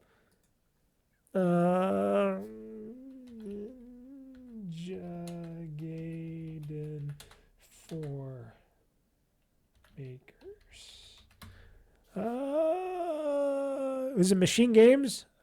Oh, Platinum Games. There we go. Sorry, not Machine Games. Machine Games is a different studio inside of Bethesda. I complete Platinum Games. So Team Ninja and Platinum Games. It's the first mainline title in Koei Tecmo's Ninja Gaiden series in over 13 years, and a direct sequel to Ninja Gaiden 3 back in 2012. So that was Ninja Gaiden 3 must have been the Ninja Gaiden that I played on the 360. That's probably the game that I actually played on the 360. The game will feature a new protagonist and will keep with the same bloody, quick action gameplay as the series is known for.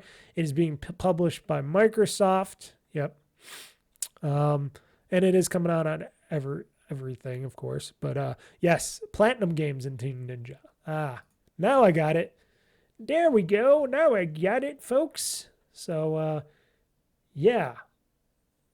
Ninja Gaiden 4. I never knew this was a big, huge, secretive franchise, but I guess it is. And it's coming out.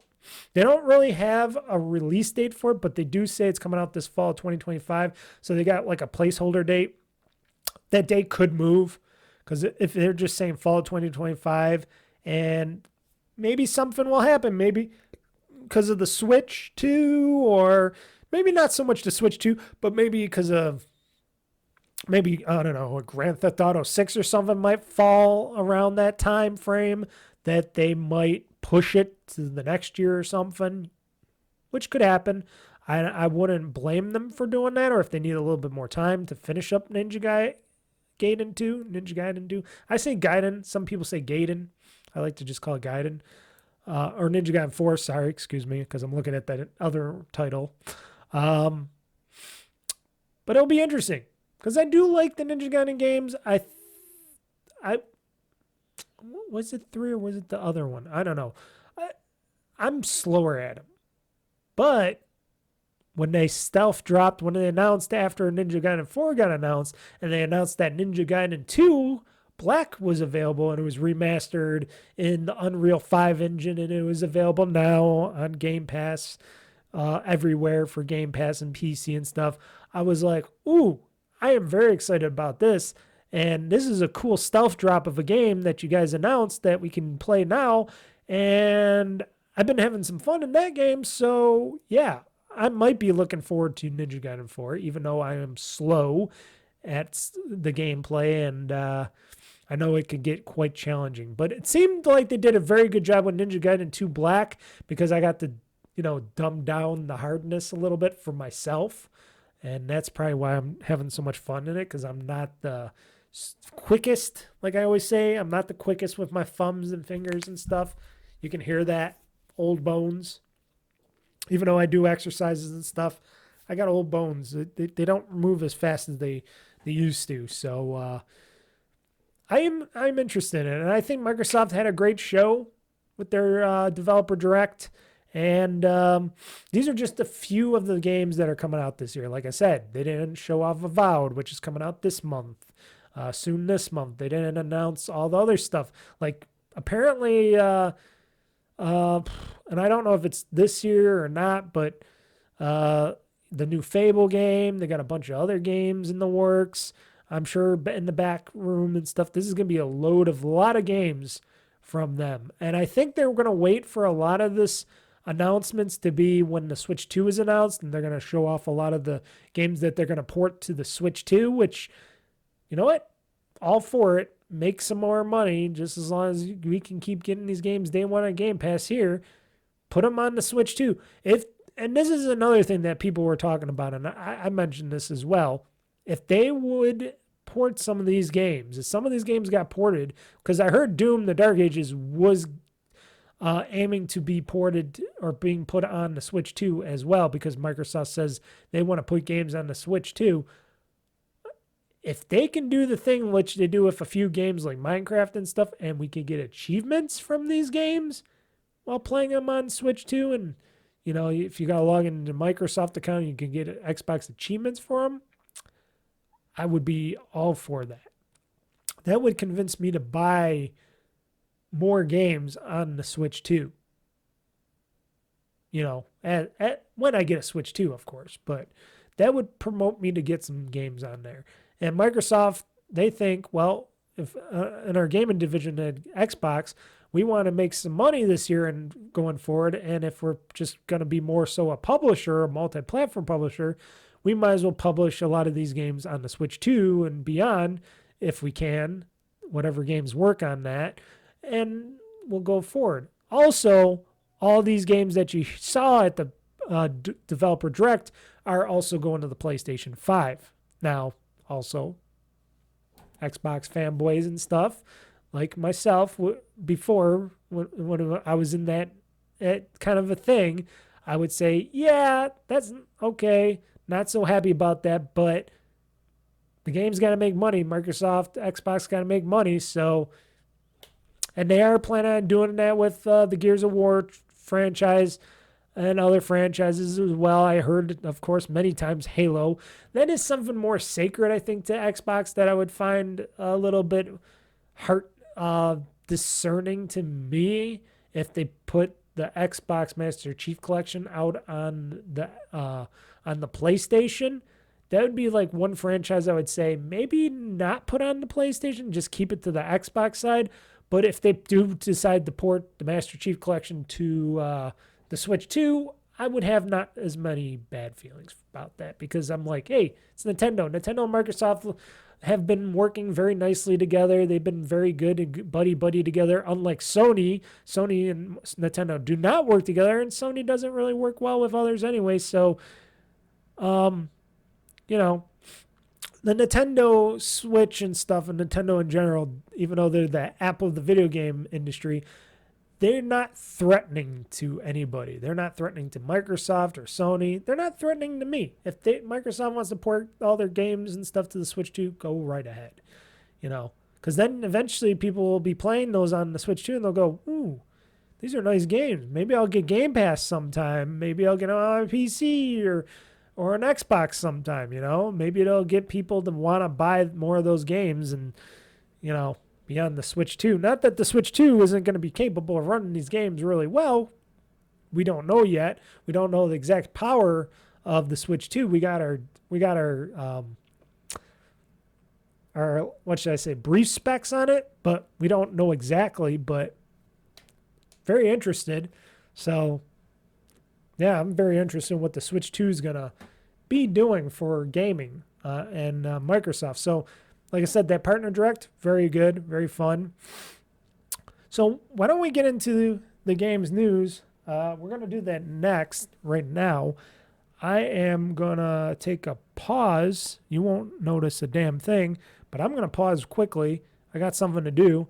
Then I'll be right back, and we will continue on with the games news to finish up this podcast. That's next. Okay. And now I am back with the games news. And the games news thing does not work. Let's give my hard drive a second. Hold on. There we go. Ready for the fight, Game Talk Newz, gonna set the stage alight. Mr. Mike's got the scoop, he ain't holding back. Dropping bombs on the gaming industry track. Hear the thunder, feel the roar. Game Talk Newz gonna settle the score. From E3 to PAX, they got it all. The highs and lows, ready to brawl.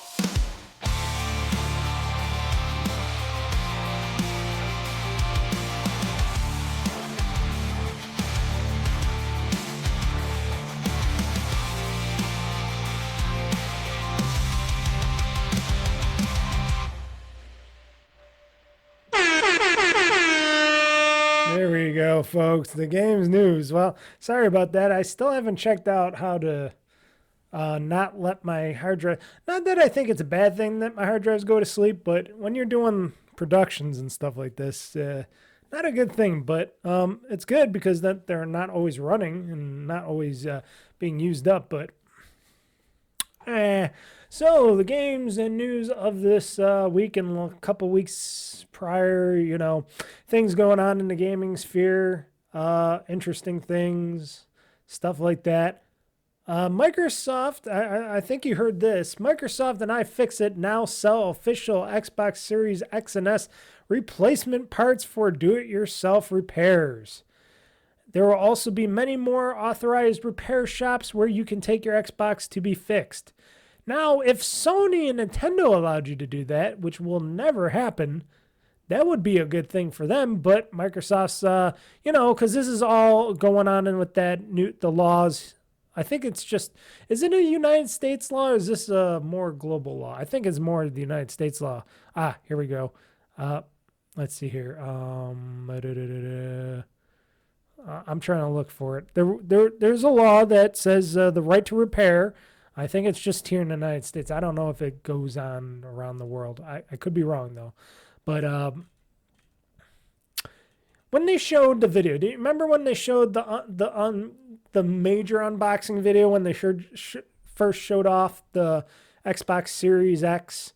They didn't show the Series S, but they showed the Series X and how easy it was to, and they had a guy do it. They had a person do it, a non-engineer guy, take it apart and take all the parts out of the Series X to show off with. And they had the official Microsoft guy there, and they were taking all the parts out of it and showing. And the Xbox official guy was like, "Yeah, this is how easy it is to take apart and put together this Series X, because this is how we made it. We made it this nice uniform design, easy to take apart, easy to put together, you know, just in case if you need parts to be swapped or something like that or whatever, or if we have to want to upgrade something, it makes it easy for us." So basically the Xbox Series X, I'm not saying it's a cinch to fix an update or whatnot, but being able to buy parts, like if something broke on my Series X, God willing, because I don't use it that much, but I do use it a lot for video streaming and stuff too on top of it. But if something broke on the disk drive or hard drive or the hard, if it was the chips, I would probably have to replace the motherboard, which I'm sure they would sell that too. But if something broke on my Series X, I could source the part, buy it, and I would be able to take apart my Series X, blow out all the dust and whatnot, and I would put it back together. And bet you if I watched the video, I bet you I can easily probably figure out how to put it together. And iFixit, I bet you, and I'm going to check it right here, I bet iFixit has a detailed look, let's see here, on how to fix your Xbox. So I'm looking for parts. I'm looking at parts right here. So the Series X parts here.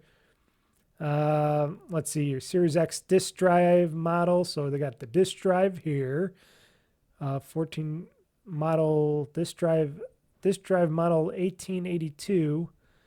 It's $86.99 for the disk drive. Ooh, they got a back panel. That's $30. Series X disk drive model. What's this one? 14-digit, 2 terabyte US. Oh, this is the motherboard. So $600 for the motherboard. So if I had to replace my Series X motherboard, they got a 2 terabyte motherboard here that they got for sale. Not just a regular one, but a 2 terabyte one for $600. So you're paying for 2 terabytes, of course. But if I had to replace the motherboard, I could do that. Then they got stuff like, let's see here, Wi-Fi board, $30. Accessory board, $30. They got a fan if you need a new fan. They got that. If you need a new base foot plate, they got that. Oh, that's the power supply. Okay, they got the power supply is $86.99. I got it. So they don't have all the parts here, at least for the Series X. And this is the 2 terabyte version. Let's see the old all digital version is probably the same thing, or it's close to it. Yeah, they got a 1 terabyte. That'd be the one I would probably have to get, the 1 terabyte all model for the Series X all digital. Even though mine's not the all digital edition, I would probably need that motherboard to do it. I probably could put in the other motherboard, but I don't know. How about the Series S? Because that's something I would like to see what they have of. Series S, they have the power supply, couple power supplies here. HDMI port, case, Wi-Fi boards, power button board, bottom of it, daughter board assembly. I'm just looking at, oh, they got controller buttons here. Not too much on the, they got a heat sink. Got a heat sink if you want the heat sink for that one. I'm looking for the boards itself. board, Bluetooth board, that's $30. They don't got everything, but I'm sure they'll have more stuff down the road. I'm just looking at it right here. I'm sure they'll have more stuff. Like I said, they even have Surface stuff here. But at least they're trying. And then there's places like that they're working with the You Break It, We Fix It people. Is that what it's called? What are they called? I'm trying to look for it. I Fix It, but what is it? You Break, We Fix. Where is this place? The Right to Repair, yeah. Right to Repair movement, yeah. I know, this is a great pod. I'm just looking up the correct name for the people. I saw them 20. Oh, okay, here we go. Meanwhile, right now, because January 20th, we're past January now, we're in February. You Break It, You Break, I Fix by Azurian will be the first Xbox authorized service provider. It will repair the consoles at nearly 700 participating locations in the United States. Previously authorized in-person Xbox repairs were only available at an Xbox or at a Microsoft store. So now that there's no Microsoft stores really left, gamers can take their consoles to be fixed without breaking the warranty. Because if you fix it yourself, I think you break the warranty.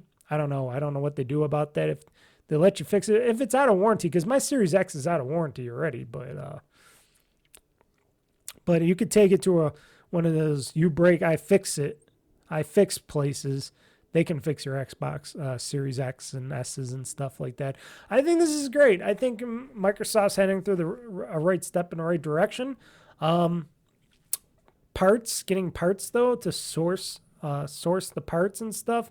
I would hope that they offer more of them, more of the motherboards. Try to get all the parts that you can to build a whole Series X, or S or something like that. They do it with the controllers. You can build a whole controller if you want, but because they got the PCBA for the Xbox Elite controllers here. They got buttons for your Elite wireless controllers, and I'm sure they do other controllers as well. But they offer a lot of parts. It's going in the right direction. But how about if it's a disk drive or something? Can I get that fixed and replaced from Microsoft sometime? Maybe eventually? I don't know. We'll have to wait and see because they're still limited on what parts are offered and what you can fix on them. If something's going to break on your Xbox, it's probably the motherboard. It's probably the main board itself. So that's like $600-$700 right there. So that means, would you just rather buy a brand new Xbox at that whole point? Now that $600 motherboard was from that 2 terabyte special Xbox Series X edition Xbox. So, but I like that. I think that's good. I think Sony and Nintendo should do that, but I know they're very, well, first off, they're Japanese. They're Japanese. They're not American too. They're very anti anybody touching anything of their consoles. They don't want anybody moving or doing anything with their stuff. They'll say, well, piracy. People can put in stuff and pirate games and all that, especially Nintendo. They're very anti that shit. Sony hates that stuff. They don't even want people to make their own plastic parts to make the freaking, case for the PlayStation 5s. They were suing and making sure that nobody could buy face plates and stuff for their PS5s and stuff like that. So I would not think that those two companies would allow you to get and fix their PlayStations or Switches in any time in the near future, even with the fix it yourself movement and all that. But that's what it is, and at least Microsoft allows it. It's probably because they got a lot of these parts laying around, all these extra parts and stuff. And they're like, man, let's make some money off of this shit. Why not? It's not going to hurt us. It's not going to hurt anything. So good on them. Good on Microsoft for doing something, which is also making them probably could make them more money because they can sell parts and on top of the consoles and stuff and make some profit back. I don't know. I'm sure they upped the price on each of the things, on the items, on what they really cost to make and ship out there. So I'm sure they make more money. So also what happened, which I don't know if anybody really cares or knew about, but apparently a new Xbox console update essentially removes external storage drive limits. So this is good news for anybody that likes to back up all their games to their Xboxes. So if you like to hook up an external hard drive, like I got is it a 3 or 4 terabyte? I forget. I think it's like a 3 terabyte external USB drive hooked up to my Series X, and I put whatever games. If I'm not playing a game or I know I'm not going to play a game for a while on my Series X console, I'll just move it over to the external drive and I'll keep it there instead of downloading it, because it is pretty quick to just move games from back and forth from your Series X to your external hard drive because you're using a USB 3 connection. So it's pretty quick. And a lot of the games, older games like 360 and stuff like that, you can play your games and digital store games like little indie games and stuff. You can play those right from that external drive. But if you just want to keep it as extra storage, so if you're getting a new game, like when I get the new Assassin's Creed game, I'm going to have to get it for, of course, my Xbox Series X. I'm going to have to get some more I'm going to have to get more room to be able to install it on my Series X. So I'm going to be moving a few of my games off my main Series X and onto my external drive so I can play those games when I want on my Series X. So I'll be able to go, I'll move those over, and then eventually I can move them back over. So instead of also buying one of those memory units that they sell, like the 2 or 1 terabyte memory units that you can plug in the back of the Series X consoles and stuff and S consoles, if you just want to use an external drive and you know you don't care about playing those games super right away, but you want them downloaded, so if you just want a quick transfer, like your internet connection isn't that big, this is going to be good because this update apparently is allowing USB drives larger than 16 terabytes in size to be able to be used on your Series X and S consoles. Basically, they're saying, hey, because Seagate, did they say they already got up to a 30 terabyte hard drive? I know they got up to a 24 or something. Maybe they got up to a 30. They're trying to get up to like a 32 terabyte hard drive. I know, it's crazy. Imagine putting like a 30 terabyte or 20, well, just go 20, 24 terabyte hard drive onto your Series X as external drive and just storing all your games on there after, when you install them and stuff. And then you can move them when you need to your main Xbox, and then you can play them. I think that's great. I think it's pretty cool that they're allowing you to have unlimited available storage space for games on there, because I'm sure they're even saying, hey, we're not going to make any of these cards bigger than 2 terabytes because nobody wants to spend a lot of money for these extra storage cards and stuff. I know I was looking at buying one of them, but then I'm like, I don't really need one. If I see a 2 terabyte one and it's really cheap on Amazon, I'll buy one, but I'm not looking to buy one. Like, let's see here, Amazon. Let's go 2 TB Series X card. And Series X. Oh, Series I. There we go. Series X card. It's still from Seagate. Well, Western Digital has one, but I don't know. I still got worries about Western Digital because I know their hard drives are prone to failure a lot. I don't know about their solid state media and their NVMe stuff, but Western Digital is offering their Western Digital Black Xbox licensed 2 terabyte cards for $200. But if you want the Seagate ones, you're paying like an extra $20 or so for the 2 terabyte one for the NVMe's. And I know these go down in price. Like I seen them for like $190 and stuff. So if they down the road become like, I don't know, $100 or less for these 2 terabyte solid state drive NVMe cards from Seagate or something, maybe I'll buy one and I'll stick it in my Series X console eventually. I don't know. Do I really need to? Do I really need to store all those games in there? Or can I just do what I'm doing and store them on my 3 terabyte external drive? You know, that's the whole thing. If it gets cheap enough, sure. If it's like $50-$60 for one of these, I'll buy one. But, you know, storage is expensive and people would rather just store it on an external drive and then eventually pass it back onto the Xbox Series X or S to play their games. Why not? And Seagate is offering a 24 terabyte external hard drive so you can back up all those games. That's what they're talking about right here in this article. So, yeah, and games like Black Ops 6 and other games that are coming out are pretty big. A lot of data.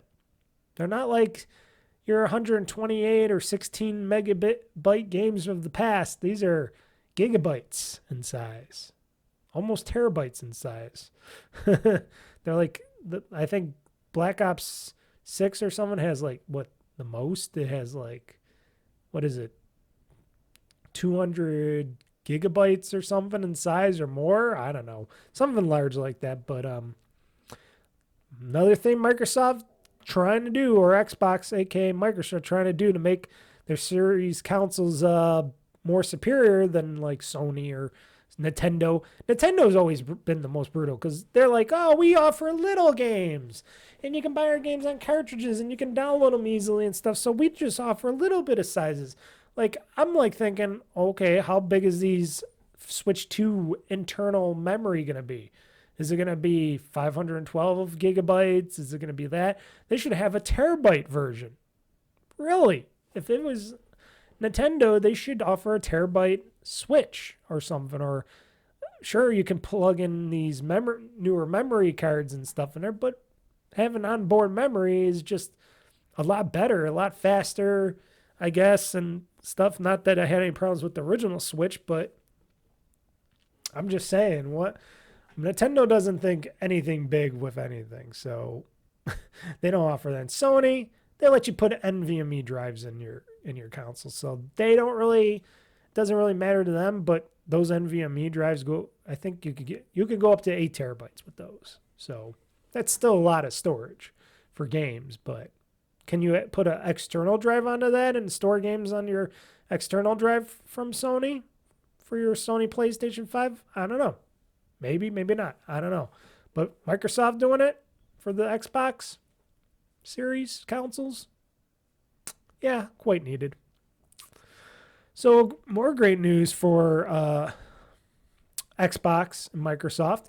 Microsoft CEO, Satya Nadella, that's how you say it. It's hard to say his first name, Satya Nadella.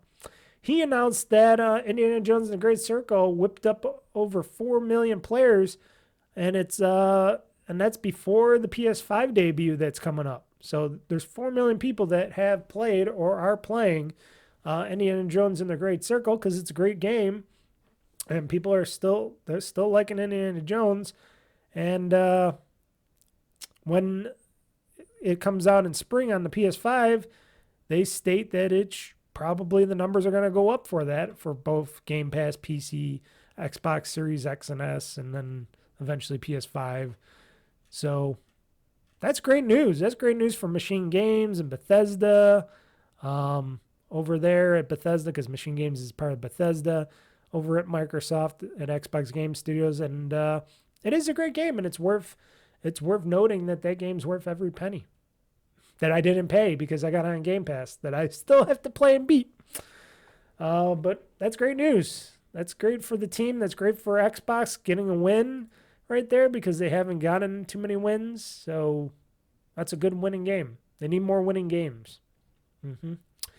Forza Horizon 5. I got Forza Motorsport up top, so forgive me if I just don't have Forza. I should just have Forza, but I'd have to get rid of the Motorsport name. But Forza Horizon 5 is coming, apparently going multi-platform, and it is going to be on the PS5. It's going to the PS5. In this article, they're telling this isn't the end of Xbox, but it's a change that cannot be reversed. Not that I think that's a correct statement. It can be reversed, especially if Microsoft and the Xbox and stuff got really popular or something down the road, or if they're if they do release a portable Xbox and that's popular and stuff, that could be reversed. They could say, oh, down the road, yeah, maybe future editions of this game and stuff will not go out to PlayStation. Who knows? But so basically, Forza is going out. Other franchises they're talking about is maybe Halo, but we have no news on that, or Gears. But Halo, Gears, Forza, Starfield is probably going out to PS5, I think. Maybe even the Switch 2. You never know. But definitely Forza is going out, and they're saying Forza Horizon 5 is the first to make the jump, having been officially revealed for Sony's current gen system with a spring 2025 release window. Unsurprisingly, fans have been opinionated about the announcement, saying, fanboys like me, which I admit, but I'm not the biggest fanboy. I'm just a gaming fanboy. But I am a Xbox fanboy on the notion of the Xbox ecosystem. That's what I got to say now. I'm the fanboy of the Xbox ecosystem because I want achievements. I want to be able to play it on my Xbox or my PC. I want to be able to get those Game Pass games. So I'm a favor of that. I'm not just a favor of the hardware. I'll play it on anything as long as I can easily play it, but which is mostly PC and stuff like that in my ROG Ally. But games going to PlayStation, I still would think Halo should be something that maybe they shouldn't do for at least PlayStation, because that's a rival thing. That's like if Sony put God of War on or The Last of Us on Xbox. Could that ever happen? If Sony's hardware sales and stuff and software sales go down really dramatically down in the future, and that they're trying to get money, maybe they'll go multi-platform too. But that would be a big change. That would be a big change out over there, everywhere for that. But do I, as an Xbox gamer, care if Forza goes over to PlayStation and they put Forza Horizon 5 on PlayStation? No. I think it's going to be kind of interesting because it's going to be like, okay, how many people are going to play Forza Horizon 5 over Gran Turismo? They'll be like, oh, PlayStation gamers out there that aren't getting that much software on their platform from Sony are going to see these titles coming from Xbox and Microsoft's going, okay, this is Microsoft's game. This is Microsoft's racing game. And their cool cars and stuff like that. And this is open world. This is Gran Turismo. They're never really releasing these games. And they're super big and expensive and all that. This seems more fun and cool with Forza Horizon 5. Let's take a plunge and play that now that we can play it on PlayStation. Maybe they'll get them into the Xbox ecosystem going forward. Or better yet, they'll buy more Xbox games on there. So nowadays, I'm like, maybe. And will they offer achievements on these? Will Microsoft be able to get achievements on these games on the PlayStation side for Xbox? I don't know. I don't know nothing. Or is it just going to be the game's going on PlayStation and that's what you get, but nothing else? I would hope to think that they would try to get achievements working on there where you can get a Microsoft account and you can get achievements and stuff for the games and stuff. I don't know. Or are they just going to get the platinum games? I'm going to do this poll here. the poll is pretty big on, yes, I'll play the best games regardless of what console or PC I own. Yes. That's 73.2% it's saying here in this poll.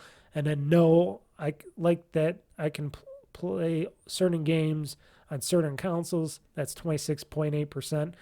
I'm more in the yes, I'll play my games wherever I can play them. Mostly it'll be PC and Xbox because I'm not going to buy a PlayStation 5.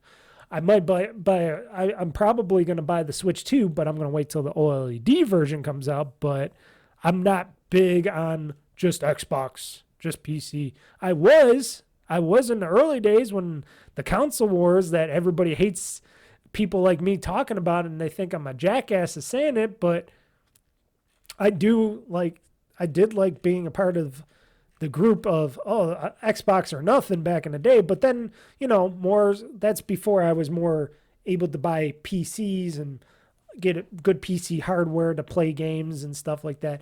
Now that I have many devices to play these games on my Xbox, on my super powerful PC and my ROG Ally, I'm like, I'll play it on Xbox or PC. And then, like I said, in the future, if a lot of these games go on to the Switch 2, because I'm going to be buying, like I said, down the road, the Switch 2, the OLED version when they come out with it, and I'll be buying Switch 2 games and stuff already.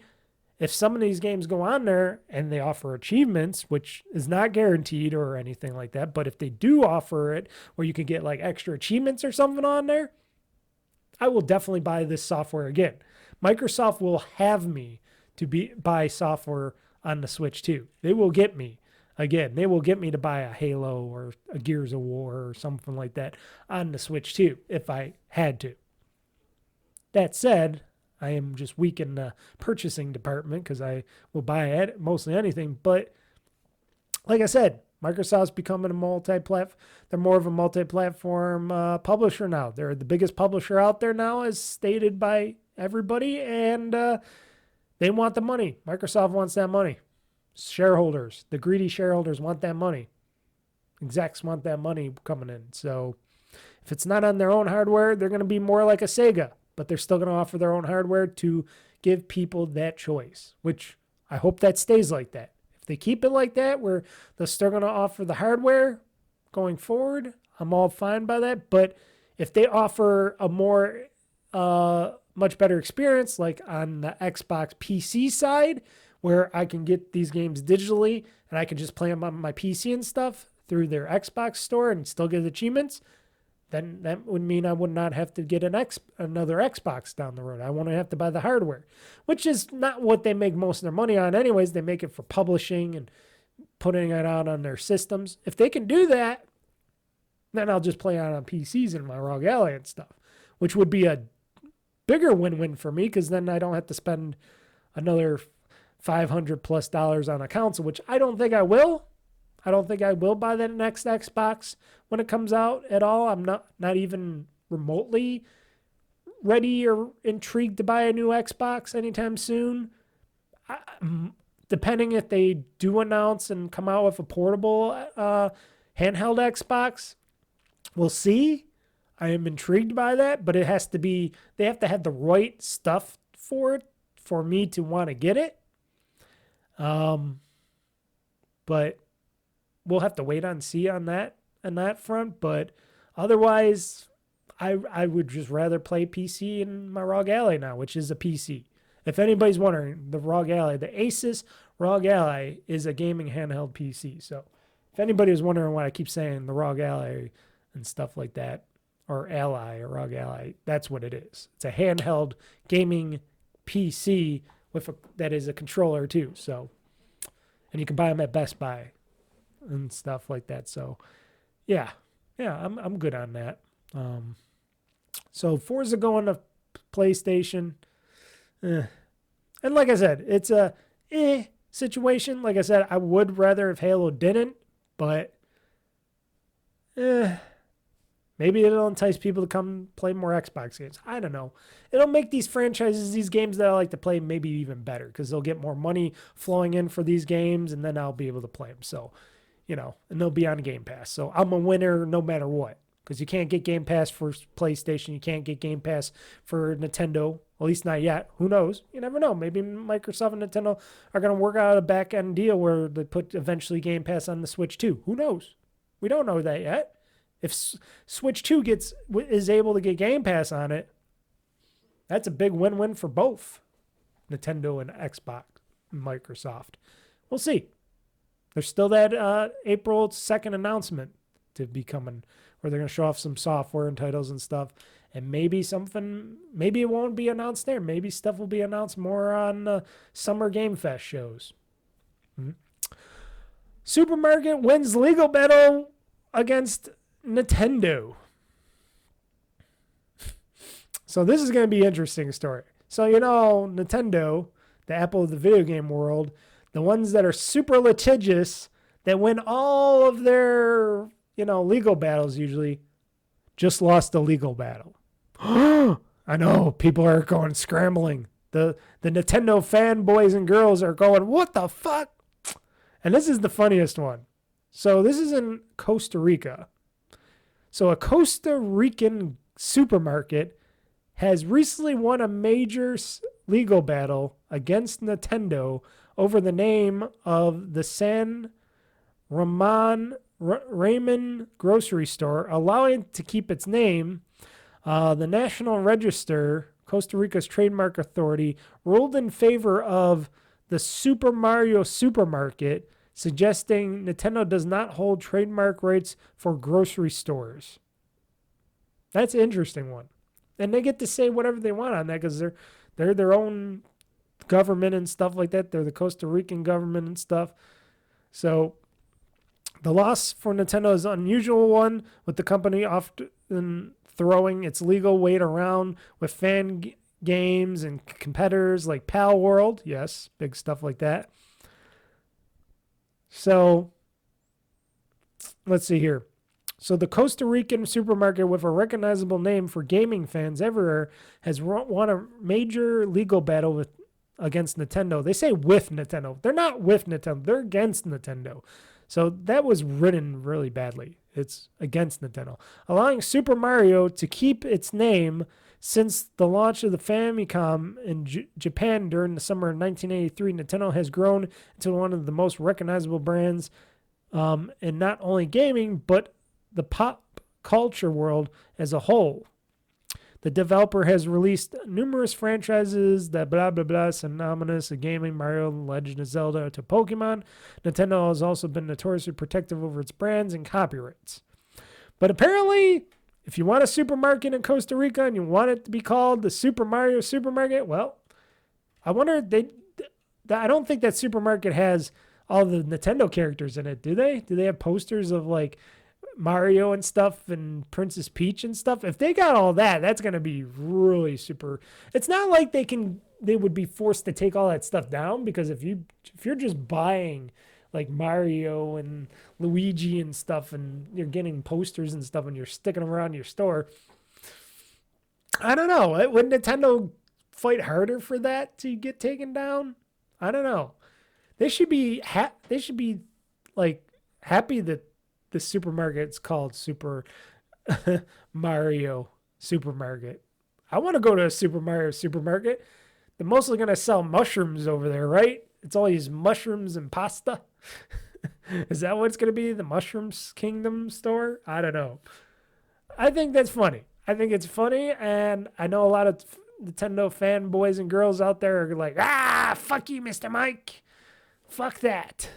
But I find that pretty funny. I find it hilarious. Good on them. Good on somebody fighting something really stupid against Nintendo and winning.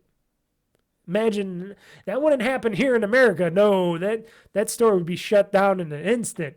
They'd be slapped with a big financial lawsuit and all that. They'd be like, no, you can't name yours the Mario Brothers Supermarket. No. But elsewhere, there's different laws for different places. More Nintendo stuff here. Nintendo blocks foreign payments on its Japanese eShop, making digital imports harder. They say it's to curb fraudulent use, but I hear it's more due to the fact that maybe banks are not wanting to do that conversion and stuff. I don't know. It's weird. It's weird that that games that are only in Japan that you can't get here in America, which people use the loophole of using a VPN and all that, and being able to use their credit card and on a Japanese Nintendo account and stuff to be able to buy, games that were in Japan and made to play in Japan and not for Switch owners or anything else here in America. Now they're like, oh, Nintendo will not allow that because they're, like it said, they don't want people to buy these games in other regions. I don't know why. But if those games are offered to be sold, I don't know, physically, and if you can get them physically, you could probably do that. But apparently PayPal and credit card issuers overseas will not. Okay. It will no longer accept credit card issued overseas and PayPal accounts open overseas from January 25, 2025. So, okay, Nintendo says it took the decision to curb fraudulent use. But I still don't understand why it's fraudulent use. But apparently it says Western Nintendo Switch owners have for years now created regional Nintendo accounts to capitalize on cheaper prices or wider availability of titles that are not their home region. This change creates a larger barrier for anyone residing outside of Japan to buy games at the store. There are several Japanese-only Switch titles that players abroad will no longer be able to access, including Tactics title, Nobunaga's Ambition, Sphere of the Influence, mecha mashup titles like Super Robot Wars T and V, a Yokai Watch remake, and most notably Mother 3, which remains a Japanese exclusive for Nintendo Switch Online.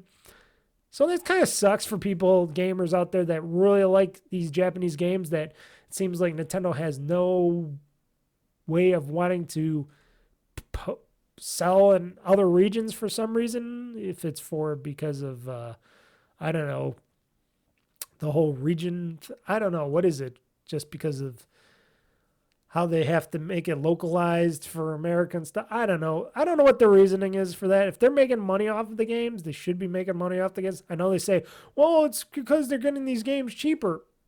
Well, then couldn't you just do a thing where, oh, these are coming from a foreign bank account or something, that there's a up cost to that to make it so it's worthwhile to get it purchased? I'm sure there's a way you can do that. Oh, you're purchasing this from America, but you're using this Japanese account, but we're going to charge you extra for this because you're paying us with American dollars and it's stronger than our Japanese dollars and we're losing money on this, so why not? I don't know. That's another weird thing out there. And like I said, physical games. People could still buy these games physically overseas and play them because your Nintendo Switches are region free, so what's stopping them from doing that? Or they got to start doing some weird shady shit where they're like, oh, you bought this game in Japan, but you cannot get it here, or you cannot import or export, or if you get it and you put it in your Switch, it ain't gonna work. Which, could they revoke that kind of thing? I don't know. What will Nintendo not do to not hold back people that want to play their games and so much so far? That's what the evil part is about of Nintendo. Their ability to hold back more success and hold people back from buying more software because they don't want it in certain regions or what. It's a really weird thing. It's like a censorship in the gaming industry as a whole, I don't like it. It seems icky to me. But they do it, and that's what they do now with credit cards. So can't get a Japanese eShop store anymore or buy stuff on there with your American credit cards and PayPal accounts. Sorry. This isn't really a big story. So Nvidia, they come out with their what is it? Their developer, their founders edition cards, the 5090 and 5080. Of course, they sold out already. Scalpers are trying to sell them for $6,000 on eBay listings and stuff.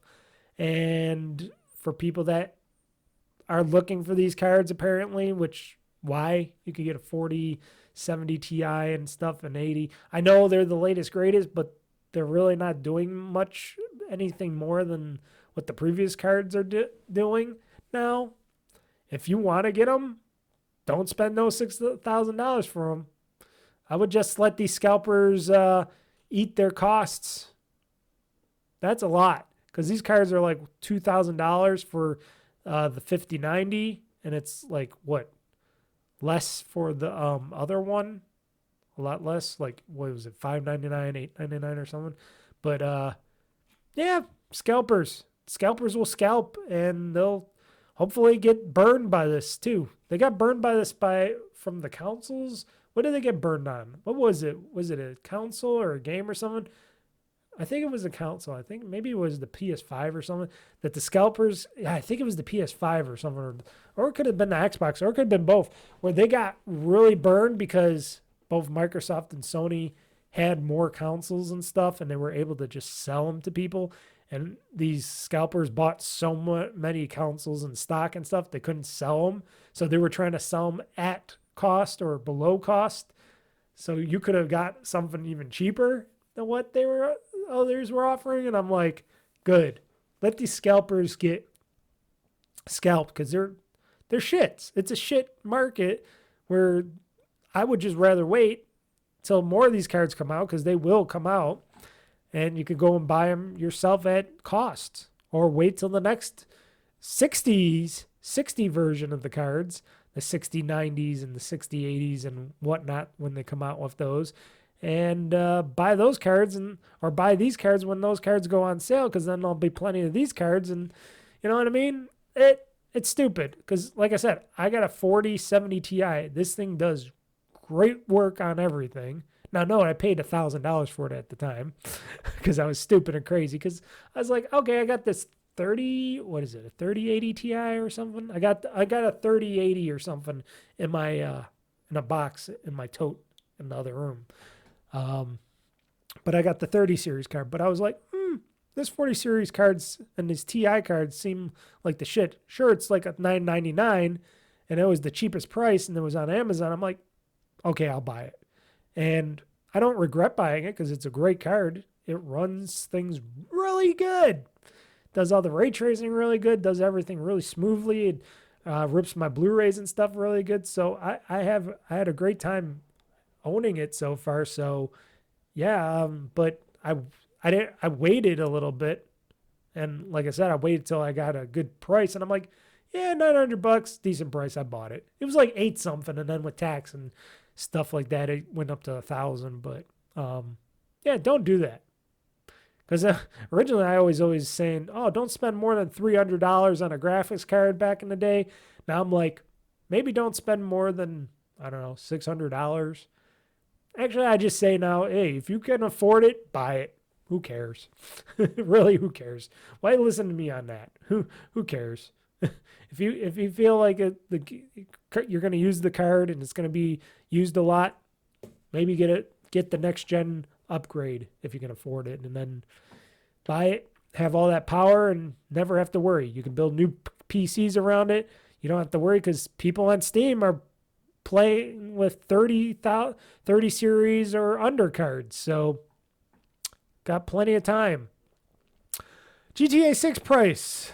People in the games industry, meaning these, I don't know, other game companies and stuff, they're hoping that, they're praying and hoping within the video game industry that Grand Theft Auto 6 will be priced between $80 to $100. If Grand Theft Auto whenever they announced the release date finally for Grand Theft Auto 6, and they announced that game to be $80 or more dollars, and it's not $69.99, $70, I will be like, go fuck yourselves. Now note, if it's like $80, I might still buy it. I'll be cussing and cursing, but I maybe might still buy Grand Theft Auto 6. If it's more than that, I'll be like, oh, sorry. Sorry, Grand Theft Auto 6. Sorry, Rockstar. I love your games. I love Grand Theft Auto, but fuck that. I'll wait till that goes down, drops down in price in a nutshell. I know it's been a long time since the last Grand Theft Auto. I know they're pumping a ton of money and time into it. I know it's one of these bigger games, but here's the thing. You can only go so far. Plus, they're going to make money on the online portion because I'm sure there's going to be an online eventually portion of GTA 6 where, because they're not going to just make this big, huge, super massive open world and not make it also an online world. I don't know if, because we don't know much still about Grand Theft Auto 6. We have one trailer to go by, but and rumors and stuff. But if they were gonna make it like they did with GTA 5, where you got their game and they made that into the open world on GTA Online, and they made the new GTA Online with the GTA 6 map and stuff, they're gonna make their money with the shark cards. No doubt about it. They'll sell shark cards like crazy. And they still sell shark cards like crazy for GTA 5 online. So my bet is it should just be $70 because they're going to make their money back plus some if they do like move over or they make a new GTA. They have the new GTA Online or updated GTA Online where they're like, hey, everybody, GTA 6 is going to be the new GTA Online as well. We're going to move you all over, or you can move over. GTA 5 or GTA Online, as it currently stands, is going to be shutting down eventually. And then we're going to, if you want to port over or something, do something like that where they can port people over with some shark card money and stuff to the new GTA 6 online map for GTA Online. I could see it. That's what they should do. Is that what they're going to do? Probably not, but they should do that. Like I said, we know basically still nothing about GTA 6. There hasn't been another trailer drop yet. There hasn't been any other news or anything at all GTA 6 related. All we know is there's a game. It'll eventually be out sometime either this year or even next year, because we do not even know, because they said it would be coming out this year, but things can change. It's going to be a very costly game. Didn't they say they were hoping it would make like, what, $3 billion or something? What was that astronomical, crazy number? Where was it? What was it? I saw something in here. Was it in this or something else? Yeah, estimated. Okay, whatever the price of GTA ends up selling for its huge projected revenues up against similarly huge development costs, estimated from the high hundreds of millions to as much as $2 billion. So they're saying this game could have cost them up to $2 billion to make, produce. Whew, that's a lot of money.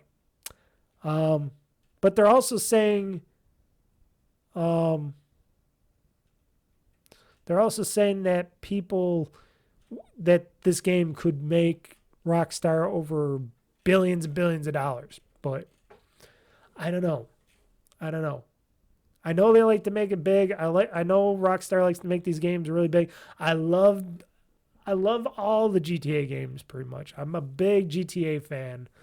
But if you're going to try to nickel and dime me and you're trying to charge me that astronomical price when the games are being sold in the industry for like $69.99, $70 now, and they want to go higher than that, I will be really, really not willing to jump on board right away. I'd be really like, okay, I will wait a bit, unless if you give me something of really great value for like $80 or more dollars, there would have to be something.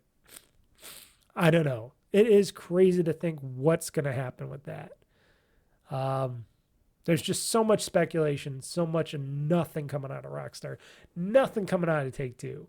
I wonder even if Take-Two and all the investors and whatever his name, the CEO of Take-Two even knows.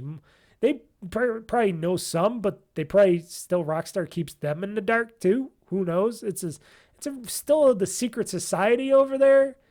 They do some crazy shit, and I hear they're not the. I hear a lot of issues with them, but when they put out a game, those games sell. Like I said, I bought GTA 5 2 times already. I bought the Grand Theft Auto collections like 3 times, so they got me on those, on the remastered collections a bunch of times. So we'll see. We'll wait and see. I don't know. I don't think I'd spend over $80 on GTA 6. I just want to, even $70 would be the price. I know I'm saying that as a guy that's not making the game and how much it costs to put in there, but that would have to be the longest game, the longest story. There would have to be a lot of stuff going on in that game to be worth $80+ dollars. I know it's super big, super landmassy, but could there be a lot of nothing in between and stuff like that? Sure. I don't know. And what about GTA Online? They definitely didn't say anything about, oh, we're porting GTA Online, because you would think they would, unless they keep a separate GTA Online for GTA 5 people, but you would think they'd be like, we're going to port over to GTA 6, but how many people can play GTA 6? Maybe people don't have a PC. Oh, wait, it's not even going to be on PC right away because it's Rockstar. I forgot.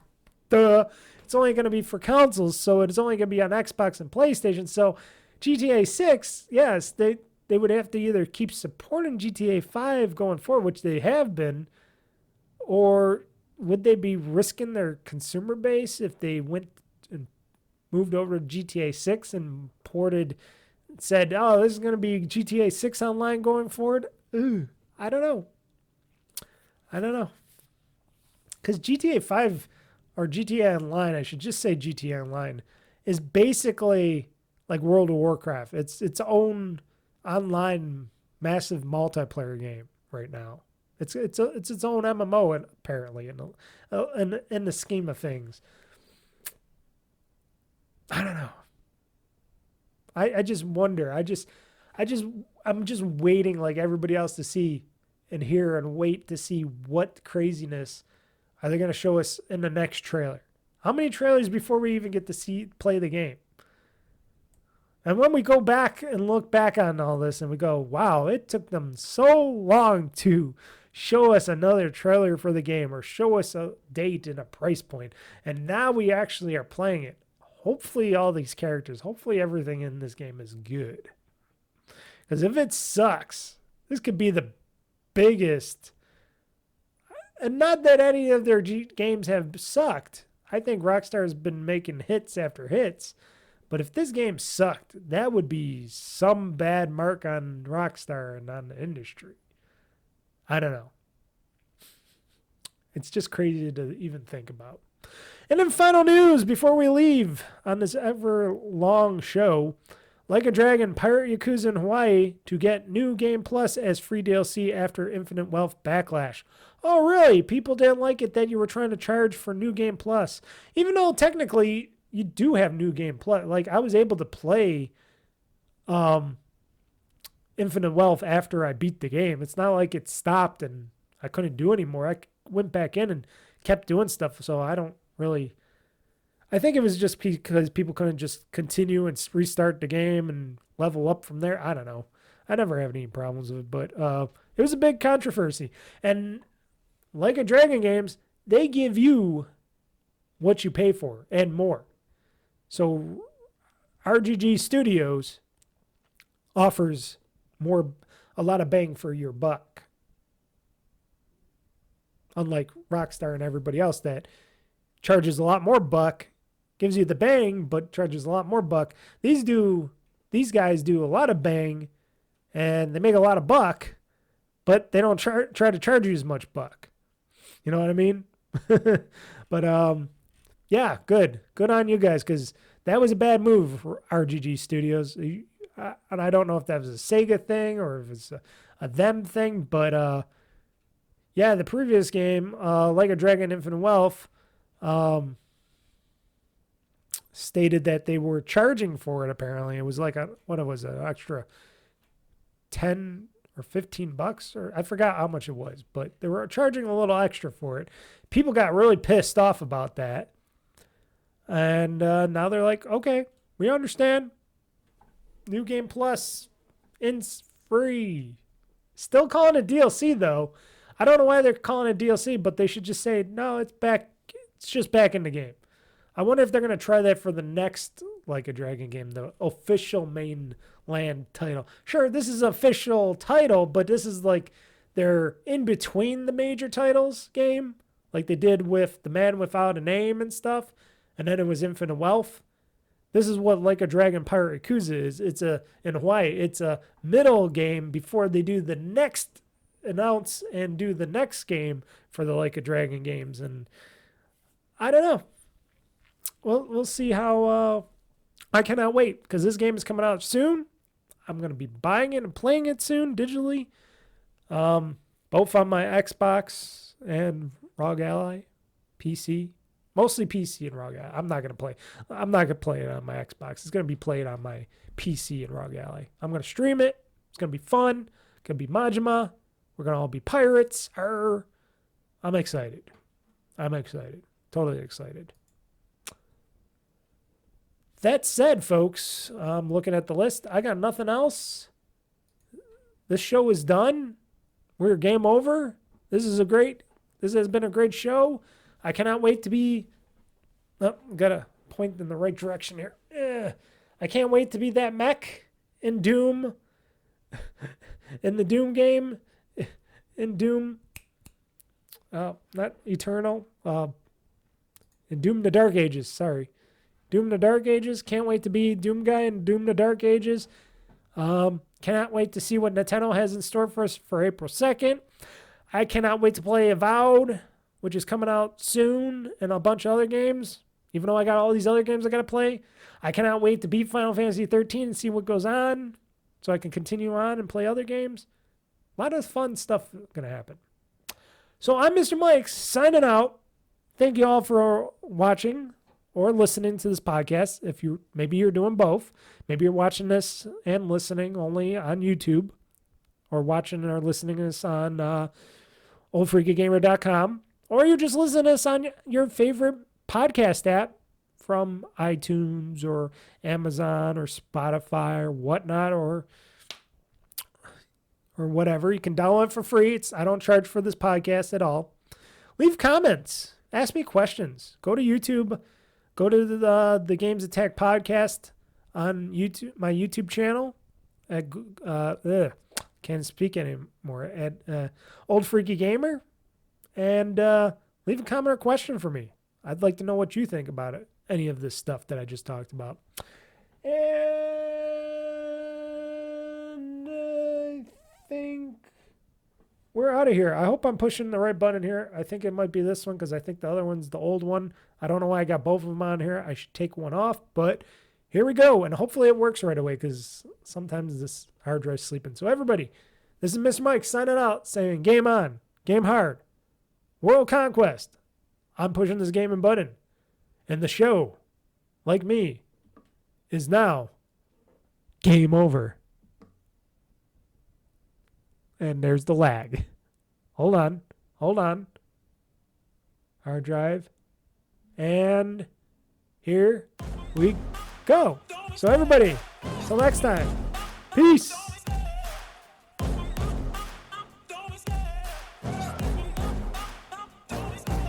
Love the chase and the hunt, and I set the pace when I'm running. I always take what I want and I always give it 100. Don't need a bank, no I'm funded. Play the game like it's nothing. I'm always thankful for something. Don't take for granted, stay humble. Now wake up! It's time to look at the enemy. Look in the mirror if he is no friend to me. It's not working out, maybe it's the chemistry. It's time to break up so I can make a better me. Better believe in your mind, cause it's everything. You can mold, shape, find almost anything. All it takes is some time and some clarity to find your identity. It's mind over everything.